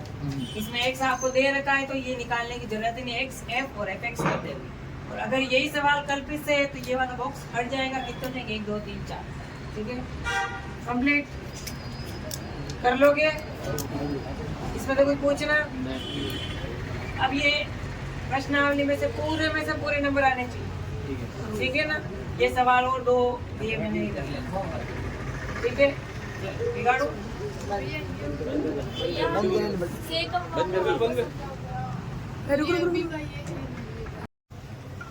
प्रश्नावली 15 प्रायिकता, प्रश्नावली 14 सांख्यिकी।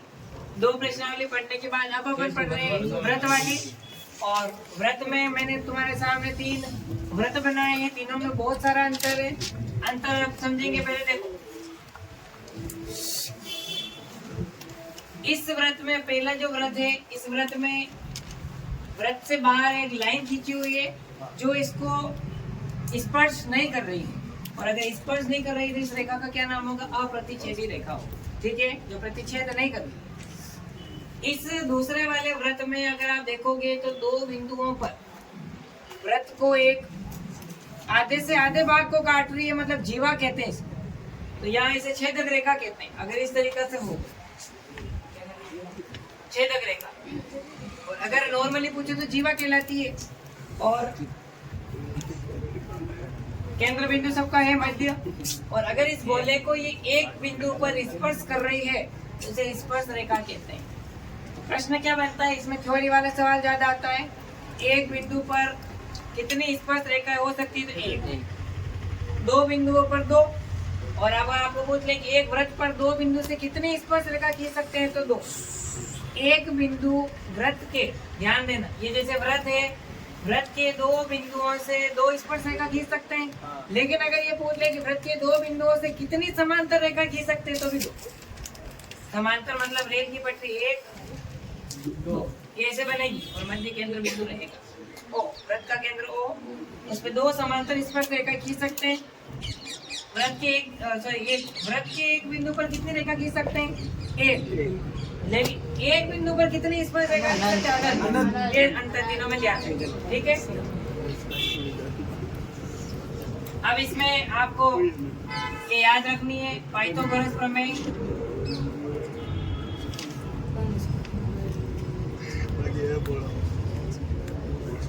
पहला कर्ण स्क्वायर बराबर लंब स्क्वायर प्लस आधार स्क्वायर। जब भी सवाल में आपको कर्ण देवे तो हमेशा लंब और आधार को जोड़ना है। आधार स्क्वायर बराबर कर्ण स्क्वायर माइनस लंब स्क्वायर। तीसरा लंब स्क्वायर बराबर कर्ण स्क्वायर माइनस आधार स्क्वायर। आपको ये ध्यान रखना है, जब भी कर्ण कहे तो लंब और आधार को जोड़ना है, बातें नहीं करेंगे कोई, ध्यान बोर्ड में। लंब और आधार को जोड़ना है। आधार कहे तो कर्ण में से लंब घटा दो और लंब कहे तो कर्ण में से आधार घटा दो। अरे कर्ण कहे तो जोड़ना है, लंब आधार कहे तो घटाना है। इसमें से कर्ण में से घटाना है। अब आपको कर्ण लंब आधार ये पता होना चाहिए किसको क्या कहते हैं। जैसे ये त्रिभुज है समकोण वाला, इस त्रिभुज में आपको ध्यान होना चाहिए लंबी भुजा हमेशा कर्ण कहलाती है। ये बेस आधार कहलाता है और ये कहलाता है लंब। ठीक है, इसमें ये ध्यान रखना है। बस ये मैंने इसमें अब 3-4 सवाल है कुछ जो समझा रहा हूँ। ठीक है, ये इसमें तो कुछ भी पूछना है आपको। क्लियर? चलो, कर्ण लंब आधार का सूत्र याद रखना इसमें, और कुछ नहीं है।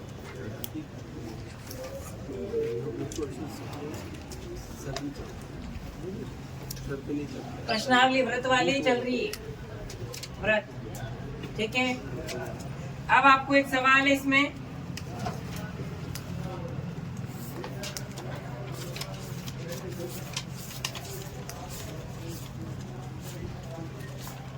जैसे एक सवाल दे रखा है कि एक बिंदु Q से एक वृत्त पर स्पर्श रेखा की लंबाई 24 सेंटीमीटर है।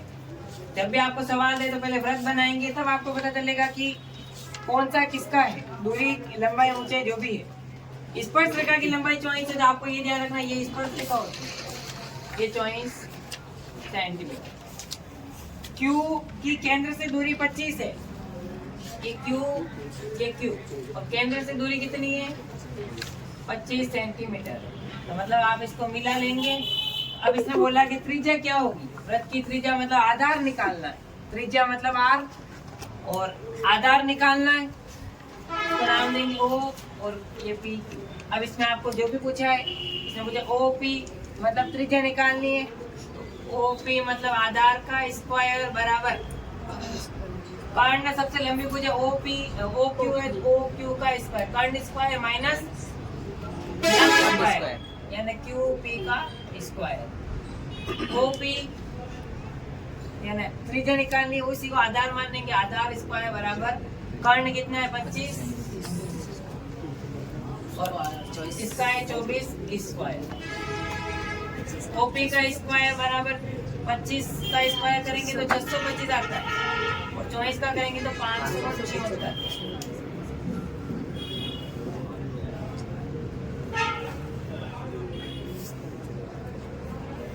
49 बचेंगे टोटल। हाँ 49 और OP का स्क्वायर हटाएंगे, इसमें अवसत वाला ऑप्शन है तो स्क्वायर हटाए तो अंडर रूट लगेगा। OP मतलब 50 का होता है 7 सेंटीमीटर, 7 और 50 मतलब त्रिज्या आपके आ गई 7 सेंटीमीटर। अब इसी तरीके से सारे सवाल करने, जैसे अगर आपको ये हटा दे तो इसको क्या कहेंगे कर्ण, तो कर्ण का सूत्र लग जाएगा, लंब और आधार जुड़ जाएंगे। अगर आपको ये हटा दे आधार लंब, तो लंब का सूत्र लगेगा कर्ण माइनस आधार आ जाएगा। बस इसी सवाल से सूत्र करने, ठीक है। अब कुछ 1-2 सवाल है इसमें, इसके अन्य और सवाल भी है इससे रिलेटेड, वो कर सकते हो। छठा सवाल देखेंगे, छठा इसीलिए 7वां सवाल मेन है, वेरी इंपॉर्टेंट सवाल है 7वां। 7वें सवाल में इसने बताया 2 सकेंद्रीय वृत्त की त्रिज्या, यहाँ आया 2 सकेंद्रीय वृत्त। सकेंद्रीय वृत्त किसको कहते हैं, ऐसा वृत्त जिसमें केंद्र एक हो और उसी एक केंद्र से 2 सर्कल बने हो, तो सकेंद्रीय कहते हैं। यहाँ एक सर्कल और दूसरा सर्कल, 2 सकेंद्रीय वृत्त की त्रिज्याएं 5 और 3 है। बड़े वृत्त की उस जीवा की लंबाई ज्ञात कीजिए जो छोटे वृत्त को स्पर्श करे। छोटे वृत्त को स्पर्श करे तो ये जीवा जो अभी अपन ने समझी थी, छेदक रेखा कहते हैं, ये जीवा है जो छोटे वृत्त को स्पर्श कर रही है, तो इसको यहाँ से मिलाएंगे, ये चित्र कंप्लीट हो जाएगा। O P Q और R लिख सकते हो। अब इसमें 2 त्रिज्याएं दी 5 और 3, तो 5 बड़ी वाली त्रिज्या को मानना है और छोटी वाली को 3 मानना है। अब इसमें आप देखो इस चित्र में 2 त्रिभुज बट गए हैं, दोनों त्रिभुज में अगर ये 5 है तो इसमें ये भी 5 होगा कर्ण, इसमें या लंब 3 है तो इस त्रिभुज में भी लंब 3 होगा। अब आपको आधार निकाल के फिर पता चलेगा कि जीवा की लंबाई क्या है। इसने तो क्या पूछा है, क्यू और आर, मतलब जीवा की लंबाई। क्या पे लिख देते हैं, जीवा क्यू आर की लंबाई। ठीक है, पूछा है आपको प्रश्न में। अब आप देखो इस त्रिभुज में, पहले इस त्रिभुज में ले लो आप, त्रिभुज पी क्यू आर, नहीं पी ओ क्यू, पी और क्यू में। ठीक है, अब वो आपको आधार निकालना है तो आधार का सूत्र लगाओगे, आधार है क्यू पी, आधार स्क्वायर बराबर कर्ण है ओ क्यू, और माइनस लंब है ओ पी का स्क्वायर। ओ क्यू कितना है आपके पास, 5, और ओ पी है आपके पास 3 का स्क्वायर। क्यू और पी का स्क्वायर मतलब आपको वही आधार निकालना है, 5 का स्क्वायर 25, 3 का स्क्वायर 9, बचेंगे 16। क्यू पी मतलब 16 अंडर रूट में चला जाएगा, स्क्वायर हटेगा तो। अब आपको क्यू और पी निकालना है तो 4 का अंडर रूट होता है 16, क्योंकि 4 और 16 का अंडर रूट होता है 4, 4 चौक 16 सेंटीमीटर लगाएंगे। अगर ये क्यू पी ये 4 सेंटीमीटर है तो ये भी 4 सेंटीमीटर होगा। यहाँ पे लिखेंगे क्यू पी बराबर पी आर। ठीक है, दोनों इक्वल। अब इसमें जीवा की लंबाई पूछी है, क्यू और आर, यानी जीवा की लंबाई, क्यू आर की लंबाई। तो आपको ये ध्यान रखना है, लंबाई तो पूछी है, इसकी लंबाई क्यू और आर है, इसमें दो बन रहे हैं त्रिज्या, क्यू पी और P R, Q P plus P R. तो इसका 4 सेंटीमीटर आया, इसका भी 4 सेंटीमीटर, टोटल दोनों को जोड़ेंगे तो जीवा की लंबाई आ जाएगी 8 सेंटीमीटर। ये ध्यान रखना है सवाल। ये सवाल 100% श्योर कह सकते हैं कि आने का बहुत ज्यादा चांस है। ये इस तरीके से आपको पूरा करना है, 2 नंबर में आएगा ये सवाल, ज्यादा नहीं आएगा। ठीक है, उसके बाद देखो एक सवाल और लास्ट, भैया देश वर्ग में हो तो वो देखते हैं। फिर एक बार इसमें नंबर भी बता दूंगा मैं बाद में, कौन से नंबर पे आएगा सवाल। आपको ये ध्यान रखना है सवाल कौन सा है जो करना है। एक चौथा सवाल है, सबसे पहले आपको लिखना दिया है।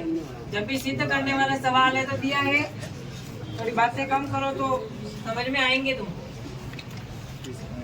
किसी वृत्त के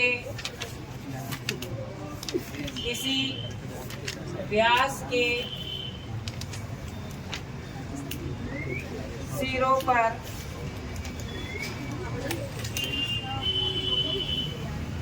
खींची गई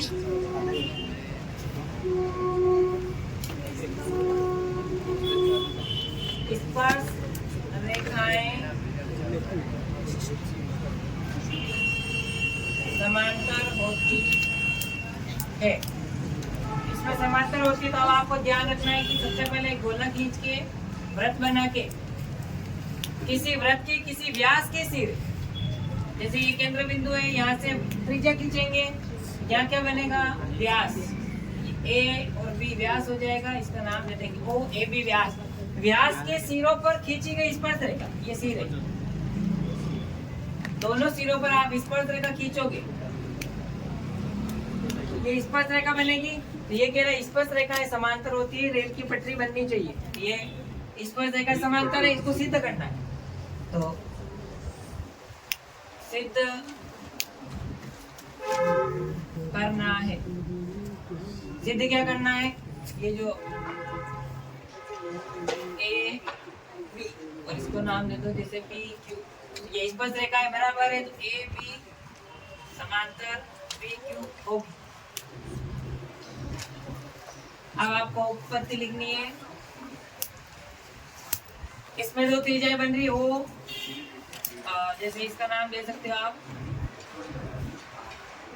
एस और टी दे दो, ओ एस और बराबर एस टी, दोनों क्या है वृत्त की त्रिज्या, तो बराबर होगी। फिर आपको टी एस क्या है, वृत्त का व्यास और व्यास है, और ये दोनों व्यास के मध्य बिंदु है P और S, ठीक है। फिर आपको दोनों स्पर्श रेखा समांतर लानी है, लेकिन आपको दिख रहे होंगे लंब डाल रही है रेखा स्पर्श रेखा पर। OS लंब है PQ पे, OT लंब है आपके AB स्पर्श रेखा पर। अगर इतना सारा ये संगत बराबर है, स्पर्श दो त्रिज्याएं बराबर है, स्पर्श रेखा भी क्या होगी, बराबर होगी, तो AB समांतर होगी PQ के। अतः वृत्त के व्यास के सिरों पर खींची गई रेखा स्पर्श समांतर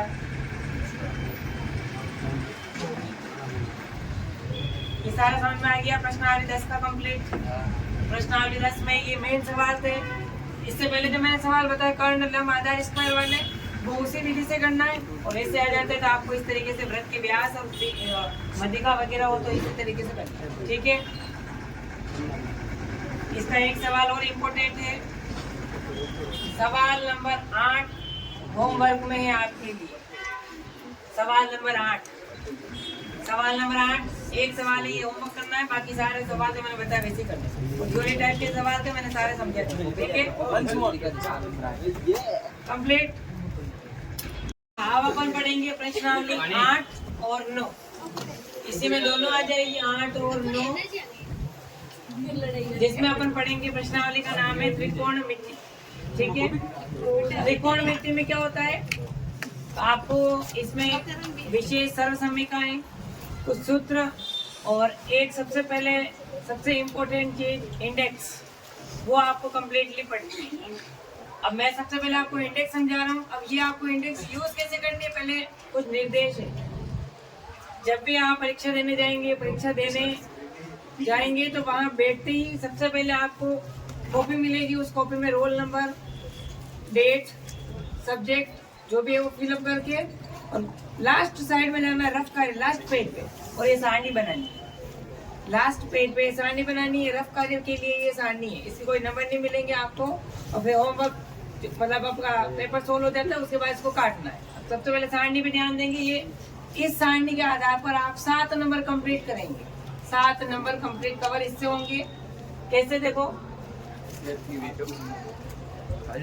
वीडियो में हाँ, देखो सबसे पहले 6 नाम याद रखने, साइन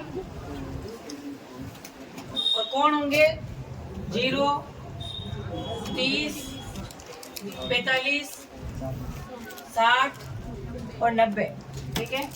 0, 30, 45, 60 और 90, 4 तो इस तरीके से याद रखेंगे। याद रखेंगे कौन, 0, 30, 45, 60, 90, 3 कौन और 2, 5 कौन हो गए। और अपने नाम याद रखेंगे, sine, theta, cos theta, tan theta, cot theta, sec theta, और लास्ट और sine cos, tan cot, sec cosec. 2 जोड़े साथ में चलाने आपको, साइन और कोस, टेन और कोट, सेक और कोसेक। अब सबसे पहले आपको कुछ विशेष नाम संख्या है उनके अंडर रूट याद रखने। जैसे अगर अंडर रूट के अंदर 1 है तो उसका मान 1 होता है। अंडर रूट अगर 4 है तो उसका मान होगा 2, ठीक है। अब आपको सबसे पहले त्रिकोणमिति प्रश्नावली का नाम है 8वीं और 9वीं प्रश्नावली साथ ही चल रही है। अब आपको सबसे पहले 0, 1, 2, 3 और 4 और सबके बट्टे में रखना है 4 और अंडर रूट लगाना है।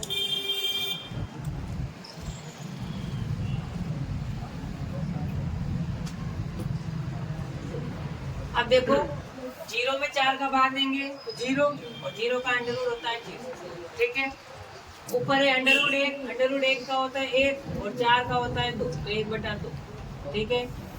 अंडर रूट 2 का अंडर रूट नहीं होता है इसलिए अंडर रूट 2 ही रहेगा, 4 का होता है 2, ठीक है। वैसे तो पहले इसको काटो, 2 एकम 2, 2 दूनी 4, अंडर रूट 1 का होता है 1 और 2 का होता है 2, इसके लगेगा इससे अंडर रूट 2, 1 का तो 1 ही रहेगा, ये लिखा मैंने, अंडर रूट 1 का 1 और अंडर रूट 4 का 2, बाकी के अंडर रूट रहेंगे। 3 और 4 नहीं कट रहे तो अंडर रूट 3 का तो 3 और 4 का हो जाएगा 2, अंडर रूट 3 का नहीं होता इसलिए अंडर रूट 3, 4 से 4 कट एक बार, 1 का अंडर रूट होता है 1।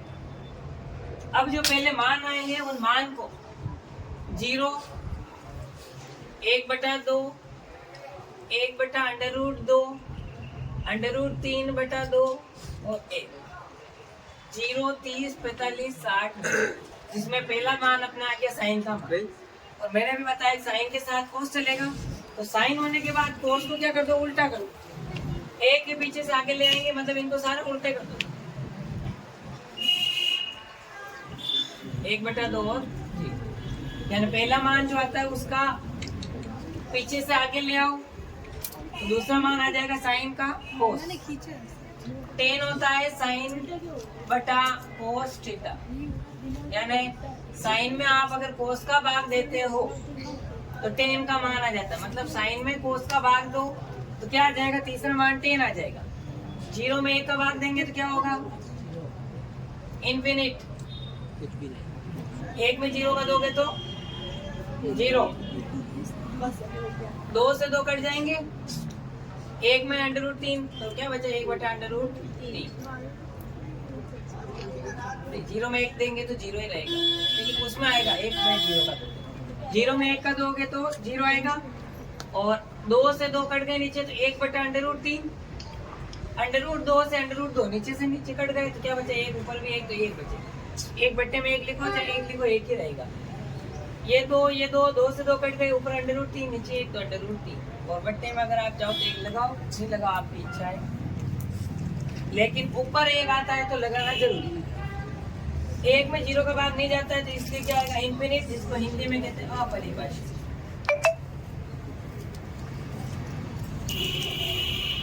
फिर जैसे इसमें उल्टा किया वैसे इसमें भी इसका उल्टा कर, तो तीसरे का चौथा इनफिनिट आगे आ जाएगा, √3 आगे आ जाएगा, 1/√3 और 0। सेक होता है कोस का उल्टा, कोस का उल्टा। अब कोस है अपने ये, इसका उल्टा कर दो तो सेक आ जाएगा 1 का उल्टा 1, √3/2 का उल्टा 2/√3, 1/√2 का उल्टा √2, 1/2 का 2 और 0 का उल्टा नहीं होता इसलिए अपरिभाषित। इनफिनिट आगे लाएंगे, 2 √2, 2/√3 और 1, ये हो गए अपने पूरी 5 और 2, 7 नंबर के लिए अपने ये सारणी हो जाती है, और ज्यादा भी आ सकते हैं, 7 तो मिनिमम मान ही लेना है क्योंकि सारणी है, और सारणी के बाद इसका ये मान। अब आपको ये खाली एक मान निकालना आ जाएगा, सारे मान आप कर सकते हो। और कोई कहे कि भाई मेरे को मान नहीं निकालना है, मुझे तो याद करना, तो याद करो आप, 0 का मान होता है साइन, साइन पहले नंबर पे आता है, पहली लाइन याद कर लो, 0, 1/2, 1/√2, √3/1 और 1। कैसे याद करोगे, फर्स्ट तो 0 लास्ट 1, फर्स्ट 0 लास्ट 1, फिर दूसरा नंबर पे आधा 1/2 और ये 1/√2 √3/1। पहली लाइन याद हो जाती है तो दूसरा अपने आप आ जाएगा, लेकिन मेरी तरफ से आपको दोनों ही याद करना। सारणी बनाने का तरीका याद रखोगे तो समझ में आएगा, क्योंकि रटी हुई रटाई चीज कभी भी काम नहीं आती। जो समझी हुई चीज होती है गणित में, वो चीज आपके काम आएगी, क्योंकि अगर मान लो आप वहाँ पेपर देने गए और आपने मान याद किया ना, आपने ये वाला मान आगे ये पीछे लिख दिया, गलत हो जाएगा। इसलिए समझना जरूरी, कॉन्सेप्ट क्लियर करो तो सारे सवाल आएंगे। अब आपको इसमें से पहले मान लो एक प्रश्न पूछा कि अपसद में 10 45 का मान कितना होता है, तो ये याद रखना, दिमाग में याद रखो, बिना सारणी के भी कुछ चीजें। टेन 45 का मान 1, तो कोट 45 का मान भी 1 ही होता है, ये दोनों 1 है, बीचों बीच एक है। टेन और कोट दोनों का मान 1 इसका 45 का। टेन कोट का मान 1 नहीं होता, टेन और कोट 45 का मान 1 हो। फिर देखो आप, ये जैसे ये तो अपरिभाषित है, 0 का साइन 0 का मान 0 होता है और टेन 0 का मान भी 0। टेन में क्या आता है पीछे, टेन में क्या आता है इकाई का अंक 0, तो टेन में फर्स्ट 0 मतलब साइन, और टेन में ये 0 का मान 0, ये ध्यान रखना है, ठीक है ना। देखो कोट में लास्ट 0, कुछ चीजें याद रख लो जो अपने आप सारणी याद हो जाएगी। सारणी समझ में आ गया आपको? इस सारणी को अब आप अपने घर पे जाके 4-5 बार मिला लेना, सोल्व करना और याद कर लेना ताकि समझ में आ जाएगी। अब इसके आधार पर जैसे कोई मान लो सवाल करा थे, बोलेंगे नहीं बिल्कुल भी, कोई भी पढ़ो पढ़ो तो काम आएंगे परीक्षा में, बाकी कोई बातें काम नहीं आएगी। आपको पूछा 10 60 और प्लस, चलो 10 60 10 स्क्वायर 60 प्लस 10 45 का मान कितना होगा, योग ज्ञात की। 10 60 का मान कितना है, देखो ये है 10 60 का मान √3, कितनी बार है, 2 बार, यहाँ लिखेंगे 2 बार।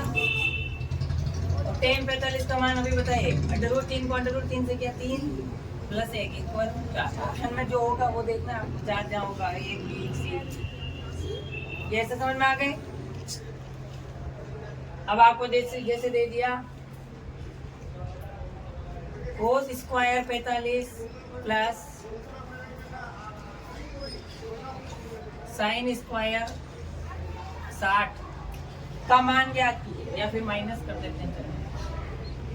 अब आपको क्या करना है, कोस स्क्वायर 45, ये रहा कोस, और 45 1/√1/√, और इस 45 है तो 45 का मान तो रखा 1/√2, लेकिन स्क्वायर तो 1/2 1/2। साइन 60 √3/2 × √3/, 1 को 1 से गुणा किया 1, √2 को √2 से किया 2, √3 को √3 से किया 3, 2 दूनी 4। तो लघुत्तम लोगे 2 और 4 का लघुत्तम 4, 2 के बारे में 4, 2 बार, 2 को 1 से गुणा किया 2, 4 के बारे में 4 एक बार, 1 को 3 से गुणा किया 3, 3 में से 2 गए तो -1/4। ऐसे आंसर कर। वैसे तो माइनस में बहुत कम आता ही नहीं है साइन थीटा में, और बहुत कम आएगा। इस तरीके से आपको सवाल इसके आधार पर ऐसे करते हैं। इनमें से आपको पूछ लेवे कि कौन से क्या मान है, तो अब सारणी आपको याद है, आपने रफ्तारी में बना रखी है, वहां से मान देखो, तुरंत मान रखो, प्लस है तो प्लस करो, स्क्वायर तो स्क्वायर 2 बार 3 बार, यहाँ पे स्क्वायर की जगह क्यूब हो जाए तो 3 बार लिखना है, ठीक है। ये तो सवाल है, तुम ये सवाल सोल्व कर लेना। फिर इसके बाद देखो इसी के आधार पर कुछ और सवाल भी है। मैं 90 का एक बार बिगाड़ लेता हूँ, थोड़ी स्पेस कम है। हाँ, अब देखो जैसे आपको बोला 2 कोस 30 प्लस 3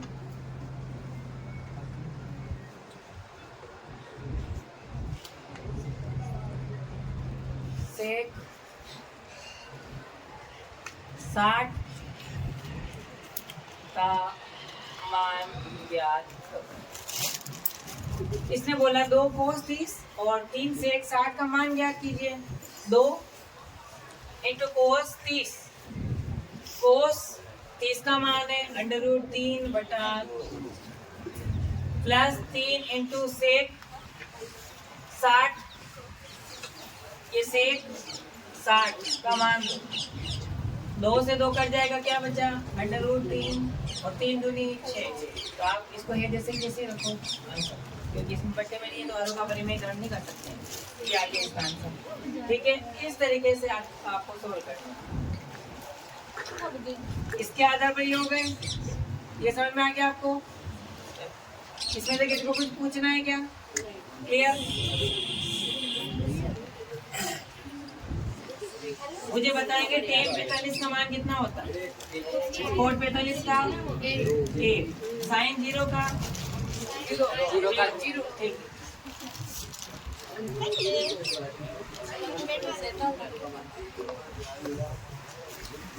अब आपको एक सर्व समीकरण याद रखनी है जिसका सबसे ज्यादा उपयोग होता है इन सवालों। सर्व समीकरण में सबसे ज्यादा उपयोग इन्हीं का होता है। एक तो याद रखनी है sine square theta plus cos square theta, इन दोनों का मान कितना होता है 8। साइन और कोस दोनों का मान होता है 8। अगर आपको सवाल में साइन दे रखा है तो आपको सर्व समीकरण चेंज करनी है। जैसे आपको साइन दे रखा है तो क्या कर दोगे 8 और प्लस का कोस इधर लाएंगे तो माइनस का स्क्वायर। अगर आपको कोस दे रखा है 1 प्लस का साइन इधर लाओगे माइनस का। लेकिन हमेशा ध्यान रखना है माइनस के लिए सर्व समीकरण है, प्लस के लिए नहीं। ठीक है, साइन और ये कोस इसमें आ जाएगा। इसके आधार पर दो सर्व समीकरण और भी है, वो भी इम्पोर्टेंट है, पर सबसे ज्यादा इम्पोर्टेंट यही है क्योंकि सवालों में सबसे ज्यादा उपयोगी यही है। फिर आपको कुछ सूत्र और सर्व समीकरण ध्यान देना। सूत्र देखो एक तो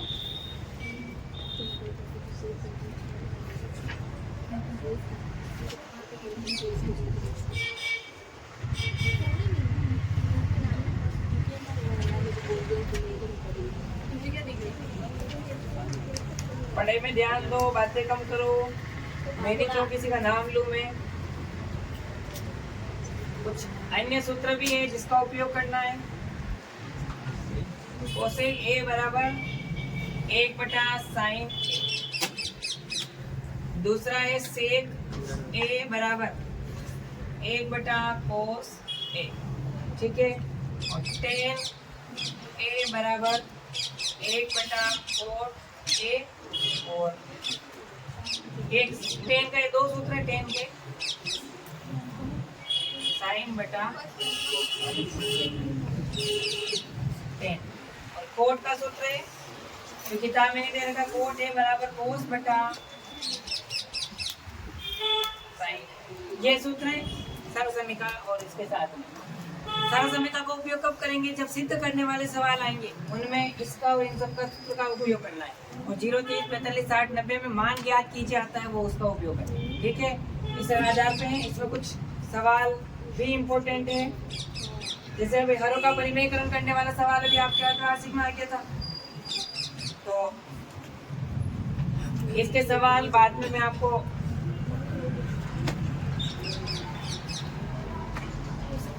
जैसे एक तो देखो चौथा है, तो चौथा सवाल 8.3 का चौथे का, जैसे एक तो पहला एक दूसरा और एक सातवां सवाल, ये तीनों इम्पोर्टेंट। तो इसका मैं सवाल अभी टाइम कम रह गया है तो मैं इनके सवालों को सॉल्व करके और आपको डिस्क्रिप्शन में डाल देंगे, आप वहाँ से देख लें। ठीक है, और ये सारे सूत्र याद होंगे तो आपको सवाल आएंगे। ये सर्व समीकरण 1 से 3 बनी, इसका उपयोग कहाँ करना है, जहाँ साइन दे रखा है माइनस में आवे तो, कोस दे रखा हो माइनस में। लेकिन आपको नोट में ध्यान रखना है विशेष, साइन और कोस को कभी चेंज नहीं करना है। साइन कोस कभी चेंज नहीं होंगे। ठीक है, साइन कोस, अब कह दो कि भाई यहाँ पे साइन और कोस चेंज हो रहे हैं, ये सर्व समीकरण है। साइन का मान कोस का मान कभी चेंज नहीं होगा। मतलब आपको सर्व समीकरण में बदलते समय ये तो कर सकते हो, लेकिन जब ये इन सवालों में आएंगे साइन कोस बदलना नहीं, बाकी दूसरे बदलेंगे। कोट, जैसे कोट है, टेन है, सेक है, ये कोस है। देखो साइन इसमें है क्या, नहीं है, कोस है क्या, नहीं है, इनको बदलना है आपको। ठीक है,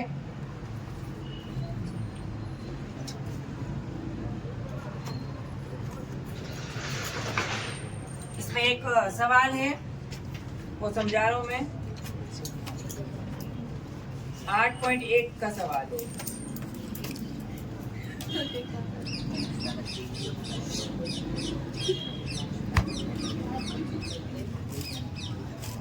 बात मत करना। हाँ देखो एक सवाल है इसमें, ये इम्पोर्टेंट सवाल है। tan p minus cot r का मान ज्ञात कीजिए। ध्यान से समझेंगे सवाल को। चित्र भी दे रखा है इसके लिए आपको। 12 सेंटीमीटर और 13 सेंटीमीटर है पी क्यू आर।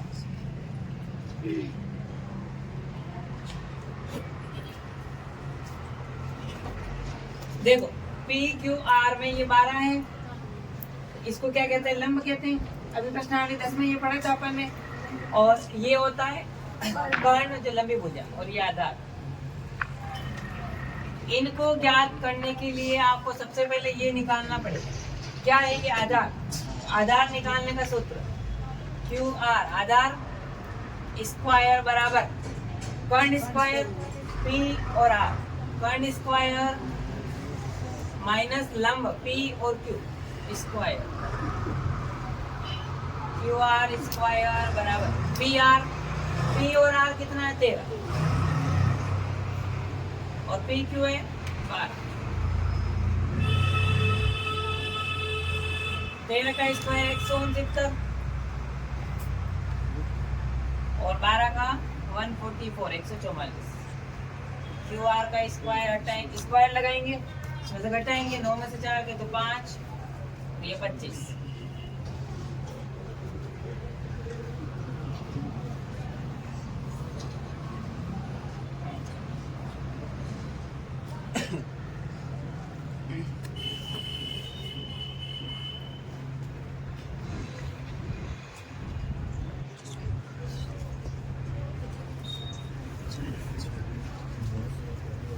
अब इसमें आपको स्क्वायर हटाना है और लगाना है अंडर रूट। तो क्यू आर का स्क्वायर हटाए तो यहाँ क्या आ गया? 5 सेंटीमीटर। ये आ गया 5 सेंटीमीटर। आधार आ गया 5।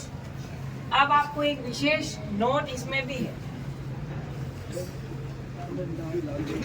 जब ऊपर से सवाल सोल्व करना हो, ऊपर से सवाल पूछे आपको पी से, तो ये आधार और कर्ण कभी भी चेंज नहीं हो, ये ध्यान रखो। कर्ण का मान कभी भी चेंज नहीं होगा। आपको आधार को लंब और लंब को आधार मान के चेंज करना। कब? जब आपको इस सिरे से पूछे ऊपर के मान से। इसमें देखो tan p ये ऊपर से पूछ रहा है, तो यहाँ पहले कुछ सूत्र भी है और लाल कक्का से चलेंगे। लाल कक्का से सूत्र है sine cos tan cot sec cosec. Theta रह जाएगा इनमें।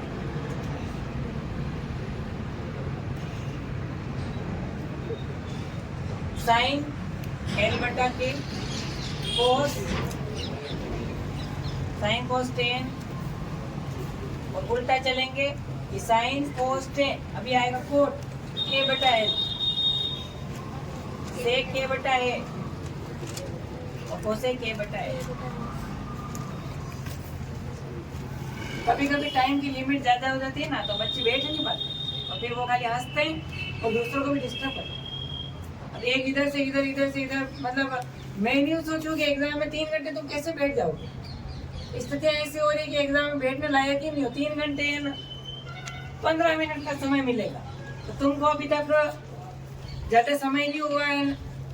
नाम दे रखा है माँ मैराथन क्लास, उस क्लास में भी आप नहीं बैठ पा रहे हो, तो वो बात सही होती है कि एक दिन एग्जाम से पहले पढ़ लो तो पास हो जाओगे। तो अगर किसी को नहीं पढ़ पा रहे हो तो आप, मेरी तरफ से छुट्टी है कि आप जाओ बैग लेके, ताकि दूसरे डिस्टर्ब नहीं हो। कुछ बच्चे हंस रहे हैं, कुछ इधर से उधर जा रहे हैं, तो ये कोई बात थोड़ी होती है कि आपको पढ़ना ही नहीं है। भाई इतनी लंबी क्लास चल रही है, उस क्लास में इम्पोर्टेंट चीज बताई जा रही है कि त्रिकोणमिति के कुछ सवाल है और ये प्रश्न आएंगे 4 नंबर में, जो आपको बता रहे तो ही नहीं करने। थोड़ा ध्यान दो, नहीं तो आप कोई बात नहीं, क्लास बंद कर देंगे और छुट्टी कर देंगे, 5 मिनट बाद क्लास बंद हो जाएगी। साइन कोस टेन कोस से कोसेक, वापस समझा देता हूँ, इधर से चलना है और इधर जाना है। साइन कोस टेन कोस से कोसेक। अब आपको जब ऊपर से बोले तो वो चेंज हो जाएंगे। जैसे अब आपको पूछा तो ये वाला tan P minus cot R, tan P cot R पूछा है। Tan sine cos tan, tan का मान एल बटा है, ये एल बटा है। कोट का मान है आई बटा एल, ये तो सूत्र रखा अपन ने, इसके मान रखने। टेन पी, मैंने बोला जब भी ऊपर से बोल रहे तो चेंज हो जाएंगे। लंब, इसमें लंब क्या है 12, लेकिन आपको क्या मानना है 5, क्योंकि ऊपर से पूछ रहा है। आधार कितना है 5, आपको मानना है 12 माइनस कोट आर, आर किधर इधर, इसमें नो चेंज, कोई चेंज नहीं होगा, ऊपर से पूछे तो चेंज करना है। आधार क्या है 5, लंब क्या है 12, लंब 12 आधार 5, ठीक है। अब देखो बीच में माइनस है, संख्या सेम है, एक दूसरे से अपने आप में कट जाएगी, आंसर आएगा 0। तो इसने बोला था कि टेन पी और कोट आर का मान क्या होगा, तो ये सोल्व करने के बाद अपन मान रखेंगे, तो मान रखने के बाद आंसर आए हैं 5/12 माइनस 5/12, तो आंसर आ गया 0। इसका मान कब आएगा, जब आपको लंब कर्ण आधार निकालना आएगा। और मैंने 3 बार रिपीट कर दिया है, वापस रिपीट करता हूँ। सबसे लंबी भुजा कर्ण कहलाती है, जो कभी चेंज नहीं होती है, नॉट चेंज।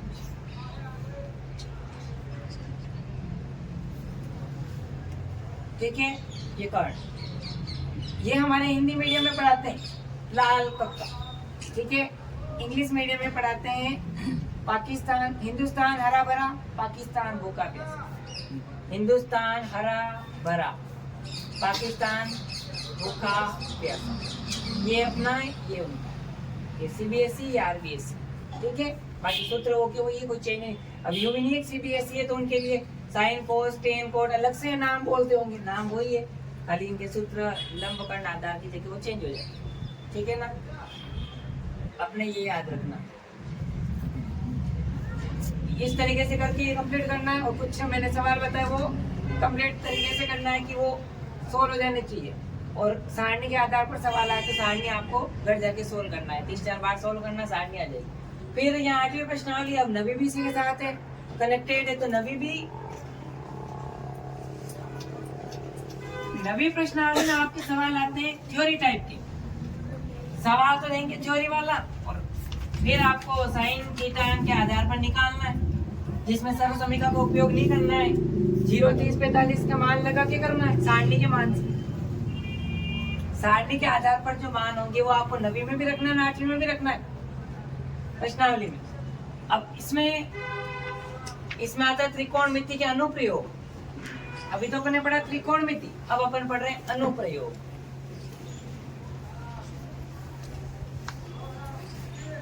इसमें इस तरीके के सवाल आएंगे कि भाई आंधी आने से एक खंभा गिर जाता है, पेड़ गिर जाता है, जमीन के शिखर को छूने लगता है, पतंग की डोरी उड़ रही है, उसका झुकाव इतना है, ये सब सवाल इसमें आएंगे। अब आपको इसमें वही याद रखना है, कर्ण लंब आधार। अब आपको इसमें कोण के 2 प्रकार बताए गए, कोण 2 प्रकार,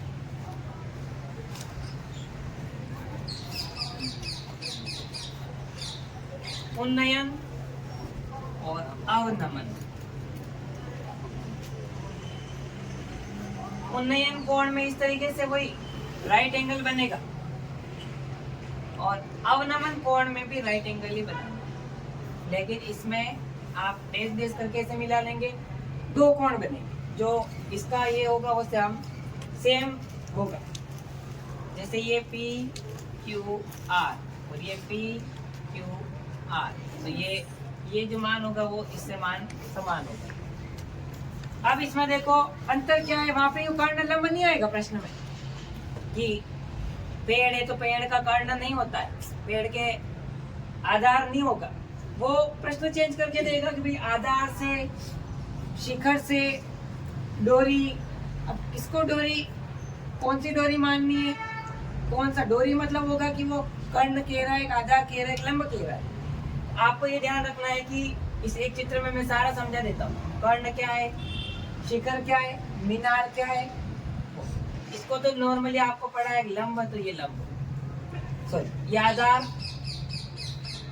बेस, लंब, कर्ण, ये तीन चीजें तो 10वीं में स्टार्टिंग में पढ़ ली है, 9वीं में पढ़ ली, 8वीं में पढ़ ली। फिर इसको कहते हैं, ये जो होता है ये मीनार, मीनार, खंभा, लाइट का खंभा हो सकता है, मीनार हो सकती है, ठीक है, पेड़ हो सकता है, ठीक है, शिखर हो सकता है इसी के ऊपर। वैसे शिखर इसको नहीं कहेंगे, शिखर तो ये जमीन इसके ऊपर होगा, दीवार के ऊपर पोल लगाएंगे वो जैसे। और ये होता है आधार और पाद बिंदु, इसको कहते हैं पाद बिंदु। मतलब होगा कि दो बिंदुओं के बीच में इतनी दूरी है, डिस्टेंस, तो पाद बिंदु कहेंगे। ये होता है कर्ण और डोरी। पतंग की डोरी होती है तो डोरी ऐसे होती है, और एक इसको कहते हैं सीढ़ी। सीढ़ी स्ट्रेट नहीं होती बल्कि तिरछी होती है, तो ये तिरछी सीढ़ी है, कर्ण है, और डोरी भी है। डोरी में झुकाव नहीं रखना है आपको, और बिना झुकाव से आपको पतंग उड़ानी है। इस तरीके से आपको ये मान रखना है, ध्यान। उन्नयन अवनमन कौन है, ये इससे सारे प्रश्न जैसे एक सोल्व करके बताता हूँ, बाकी मैंने करा रखे हैं।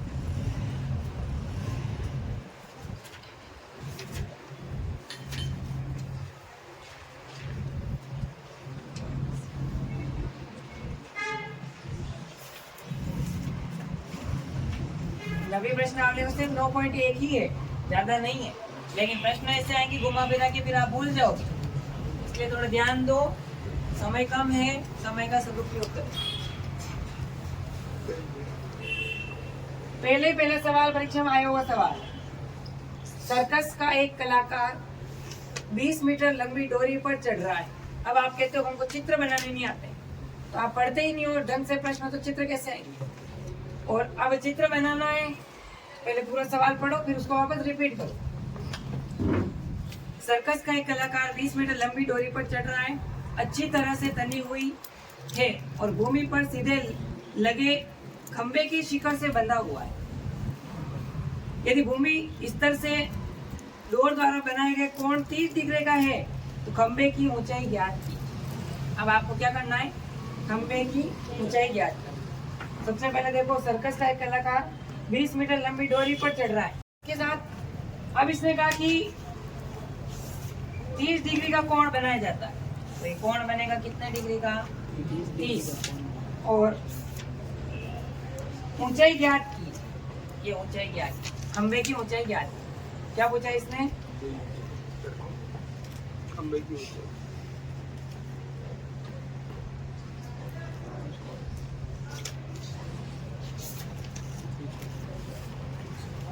अब आपको इसमें सारणी का उपयोग करना है, साइन थीटा वाली मान रखना है।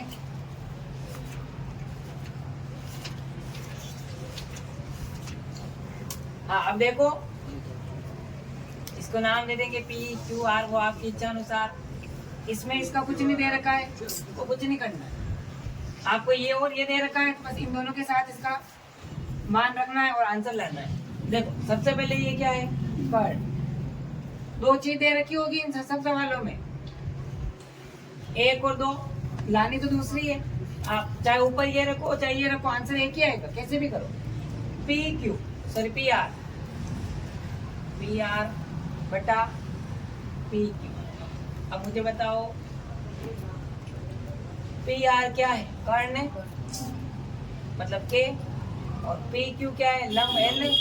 यहाँ पे सूत्र क्या बन गया, के बटा एल, ये बना के बटा एल। आपको याद नहीं है तो साइड में लिख दो कॉर्नर में लाल का पक्का। अब ये किसका सूत्र है, ये देखो के बटा एल, ये के बटा एल, एल बटा के नहीं, के बटा एल है। कोसेक का बन रहा है, साइन कोस टेन कोट से कोसेक, यहाँ आ जाएगा कोसेक। अगर आप इसको ऊपर रखते हो पी बटा क्यू इधर देखो, और फिर पी बटा आर रखते हो, तो पी बटा क्यू मतलब होता है लंब और ये कर्ण। एल बटा के मतलब ये किसका हो गया, साइन का। दोनों एक ही, दोनों करेंगे वेपन। अब देखो कोसेक कितना है 30 डिग्री।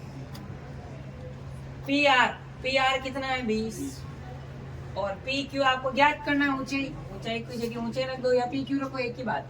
कोसेक 30, अब जैसे सारणी है आपके पास, अभी मैंने लिखा कोसेक 30 है, इसका मान होगा 2, तो यहाँ पे क्या रखोगे, इसका मान कितना होगा 2, सारणी में से निकालना है। कोसेक पे जाना है, मैंने लास्ट में लिखा है कोसेक और फिर 30 0 30 के बाद इधर आएगा 2, ठीक है। और बाकी का मान क्या है 20/h कोसेक 30। अब क्या करना है, क्रॉस मल्टीप्लाई, 2 को h से किया तो 2h, 20 एकम 20, h बराबर कितना है 20, 2 गुणे में नीचे लाओगे भाग में तो कट जाएगा, तो h बराबर कितना आ जाएगा 10, और ये सारा मीटर में उस खंबे की ऊंचाई कितनी होगी 10 मीटर, तो नीचे लिखोगे खंबे की ऊंचाई 10 मीटर। अब इसको इससे से करेंगे, साइन क्या आ जाएगा 30 और पी क्यू कितना है इसमें h माना है और पी आर कितना है 20। अब साइन 30 का मान है तो यहाँ इस सारणी में जाओगे, साइन 30 1/2 बराबर h/20, क्रॉस मल्टीप्लाई 2 को h से गुणा करोगे क्या आएगा 2h, 20 को 1 से किया 20, h बराबर 20, 2 गुणे में भाग में कितना आ गया 10, दोनों से करो आप, चाहे इधर से करो चाहे उधर से करो, ठीक है। गणित है, सोल्व करने का तरीका, सूत्र याद रखो, आपके आंसर अपने आप आते हैं, बस आपको जमाना आना चाहिए। आप जमाते हो ही नहीं, सवाल आता परीक्षा में, प्रश्न पढ़ते यार मजा ही नहीं रहा है, भाई आपको सूत्र याद है तो सूत्र को लिखो, पहले सूत्र में मान रखो, फिर गुणे भाग तो सबको याद है, वो करोगे तो अपने आप आगे आगे आगे आंसर आते जाएंगे। तो ये आंसर दोनों वीडियो से किया मैंने, पहली विधि एक, ये दो, परीक्षा में दोनों ही नहीं करना, एक ही करना है। अब आपके जो उचित लगे वो करना है। फिर इसमें कुछ और भी सवाल है,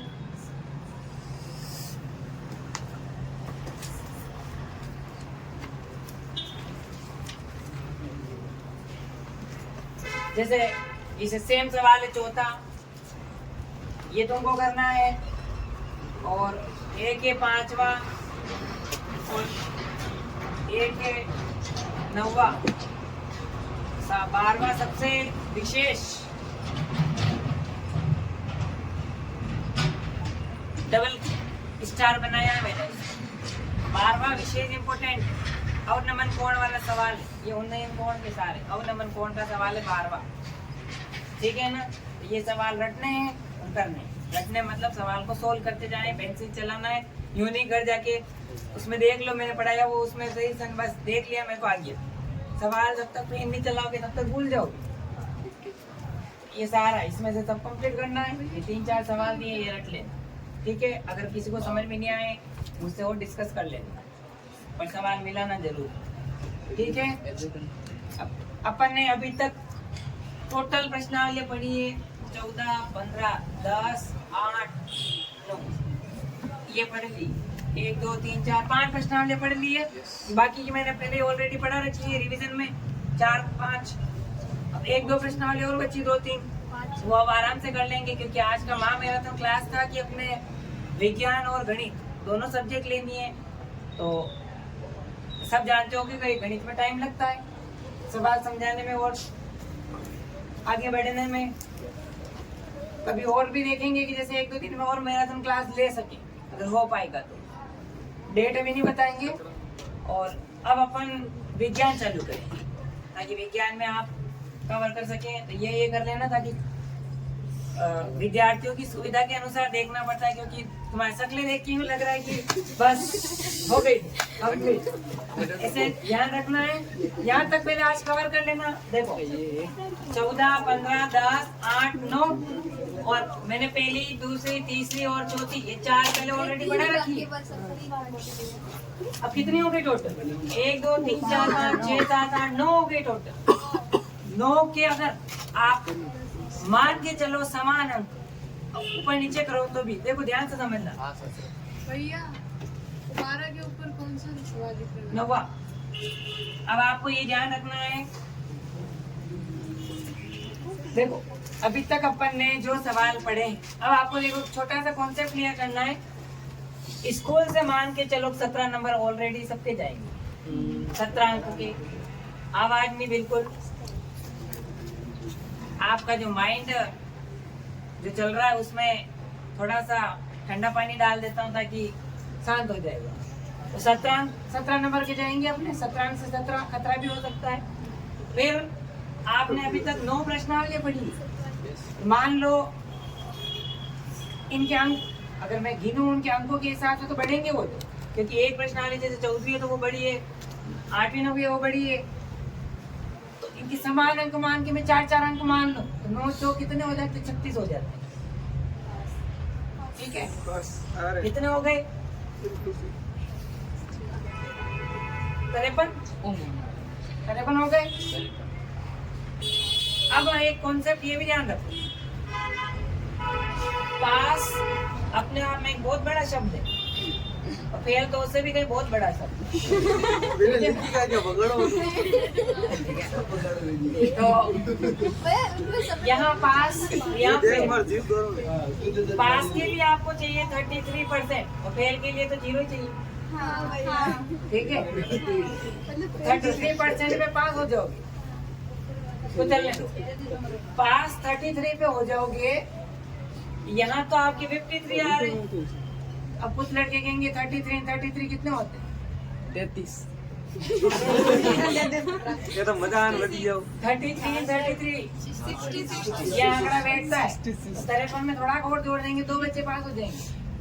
अरे वाह थोड़ा सा और जोड़ दो 2 बच्चे पास हो जाएंगे। तो मैंने तो मेरी गारंटी ली थी कि 55 नंबर से अपन मैं कम नहीं लूंगा। 53 तक तो हम पहुंच गए। हाँ। आज की कितने घंटे की क्लास हुई? अभी तक तो 3-4 घंटे की क्लास हुई, जिसमें आप 3 घंटे की मान के चलो, जिसमें अपन 53 नंबर पे पहुंचे। अगर मान लो 3 घंटे की और क्लास में हो तो 53 50 100 ऊपर हो जाएगा। तो अरे मत लो अब इसमें क्या करना है तुमको? साइलेंट अतरो लो बाबू देखो देखो, तो ये इतना आसान नहीं है, गणित है, कश्मीर से आएंगे। लेकिन मैंने मेरी तरफ से इतने सालों का एक्सपीरियंस है उसके आधार पर बता दिए इतने नंबर से कम किसी के लिए। लेकिन आप घर जाके चाय वाय पी के सो जाओ, ये नहीं आएंगे, फिर तो ये हो जाएंगे। ए मोगला तो फिर इसमें ए तो मजा आ रही है 2 नंबर ऊपर नीचे हो गए। ठेका बे मेरी तरफ से पास होना ही महत्वपूर्ण नहीं है, परसेंटेज बनाना सबसे इम्पोर्टेंट है ना। लोग की बात नहीं होती है, क्योंकि आप जितना सोचोगे उससे कहीं ज्यादा आपको मेहनत करनी पड़ेगी, तब जाके आप उस लेवल पे पहुंचते हो। लेवल परसेंटेज के आधार पर रखोगे तो आप कहीं ना कहीं इस पे पहुंच जाओगे। तो ये नहीं पहुंचना मेरी तरफ से बेटर नहीं है, ये भी बेटर नहीं है मेरी तरफ से। लेकिन हालांकि जो बच्चे नहीं पढ़ रहे हैं तो उनके लिए मेरी तरफ से निर्देश है कि कुछ 15-20 दिन और आप पढ़ लो, इतने नंबर तो आपके आराम से इससे भी ऊपर आ सकते, कम नहीं आएंगे। अब तक मैंने जो सवाल पढ़ा है, अगर आपको उसको 5 बार पढ़ लो, ये 17 मिला के 36 प्लस 53 हो जाएंगे। पास के लिए 33 चाहिए, अपन कहीं उससे ऊपर है। तो ये सारा जो मैंने पढ़ाया है वो सारा पढ़ लेना। और आज का जो मैराथन क्लास थी वो गणित की पूर्ण हो जाती। अब अपन लेंगे विज्ञान, और मैंने ये जो पढ़ाया सारा 60% तक जाना है फर्स्ट डिवीजन के लिए। और जो भी होगा अपन नेक्स्ट क्लास में देख लेंगे। इसलिए ज्यादा से ज्यादा इस चैनल को सब्सक्राइब करें, लाइक करें, शेयर करें और उसको अपने सारे ग्रुप में शेयर करें, ठीक है ना। और बेल आइकन पर क्लिक जरूर करें। ओके, धन्यवाद।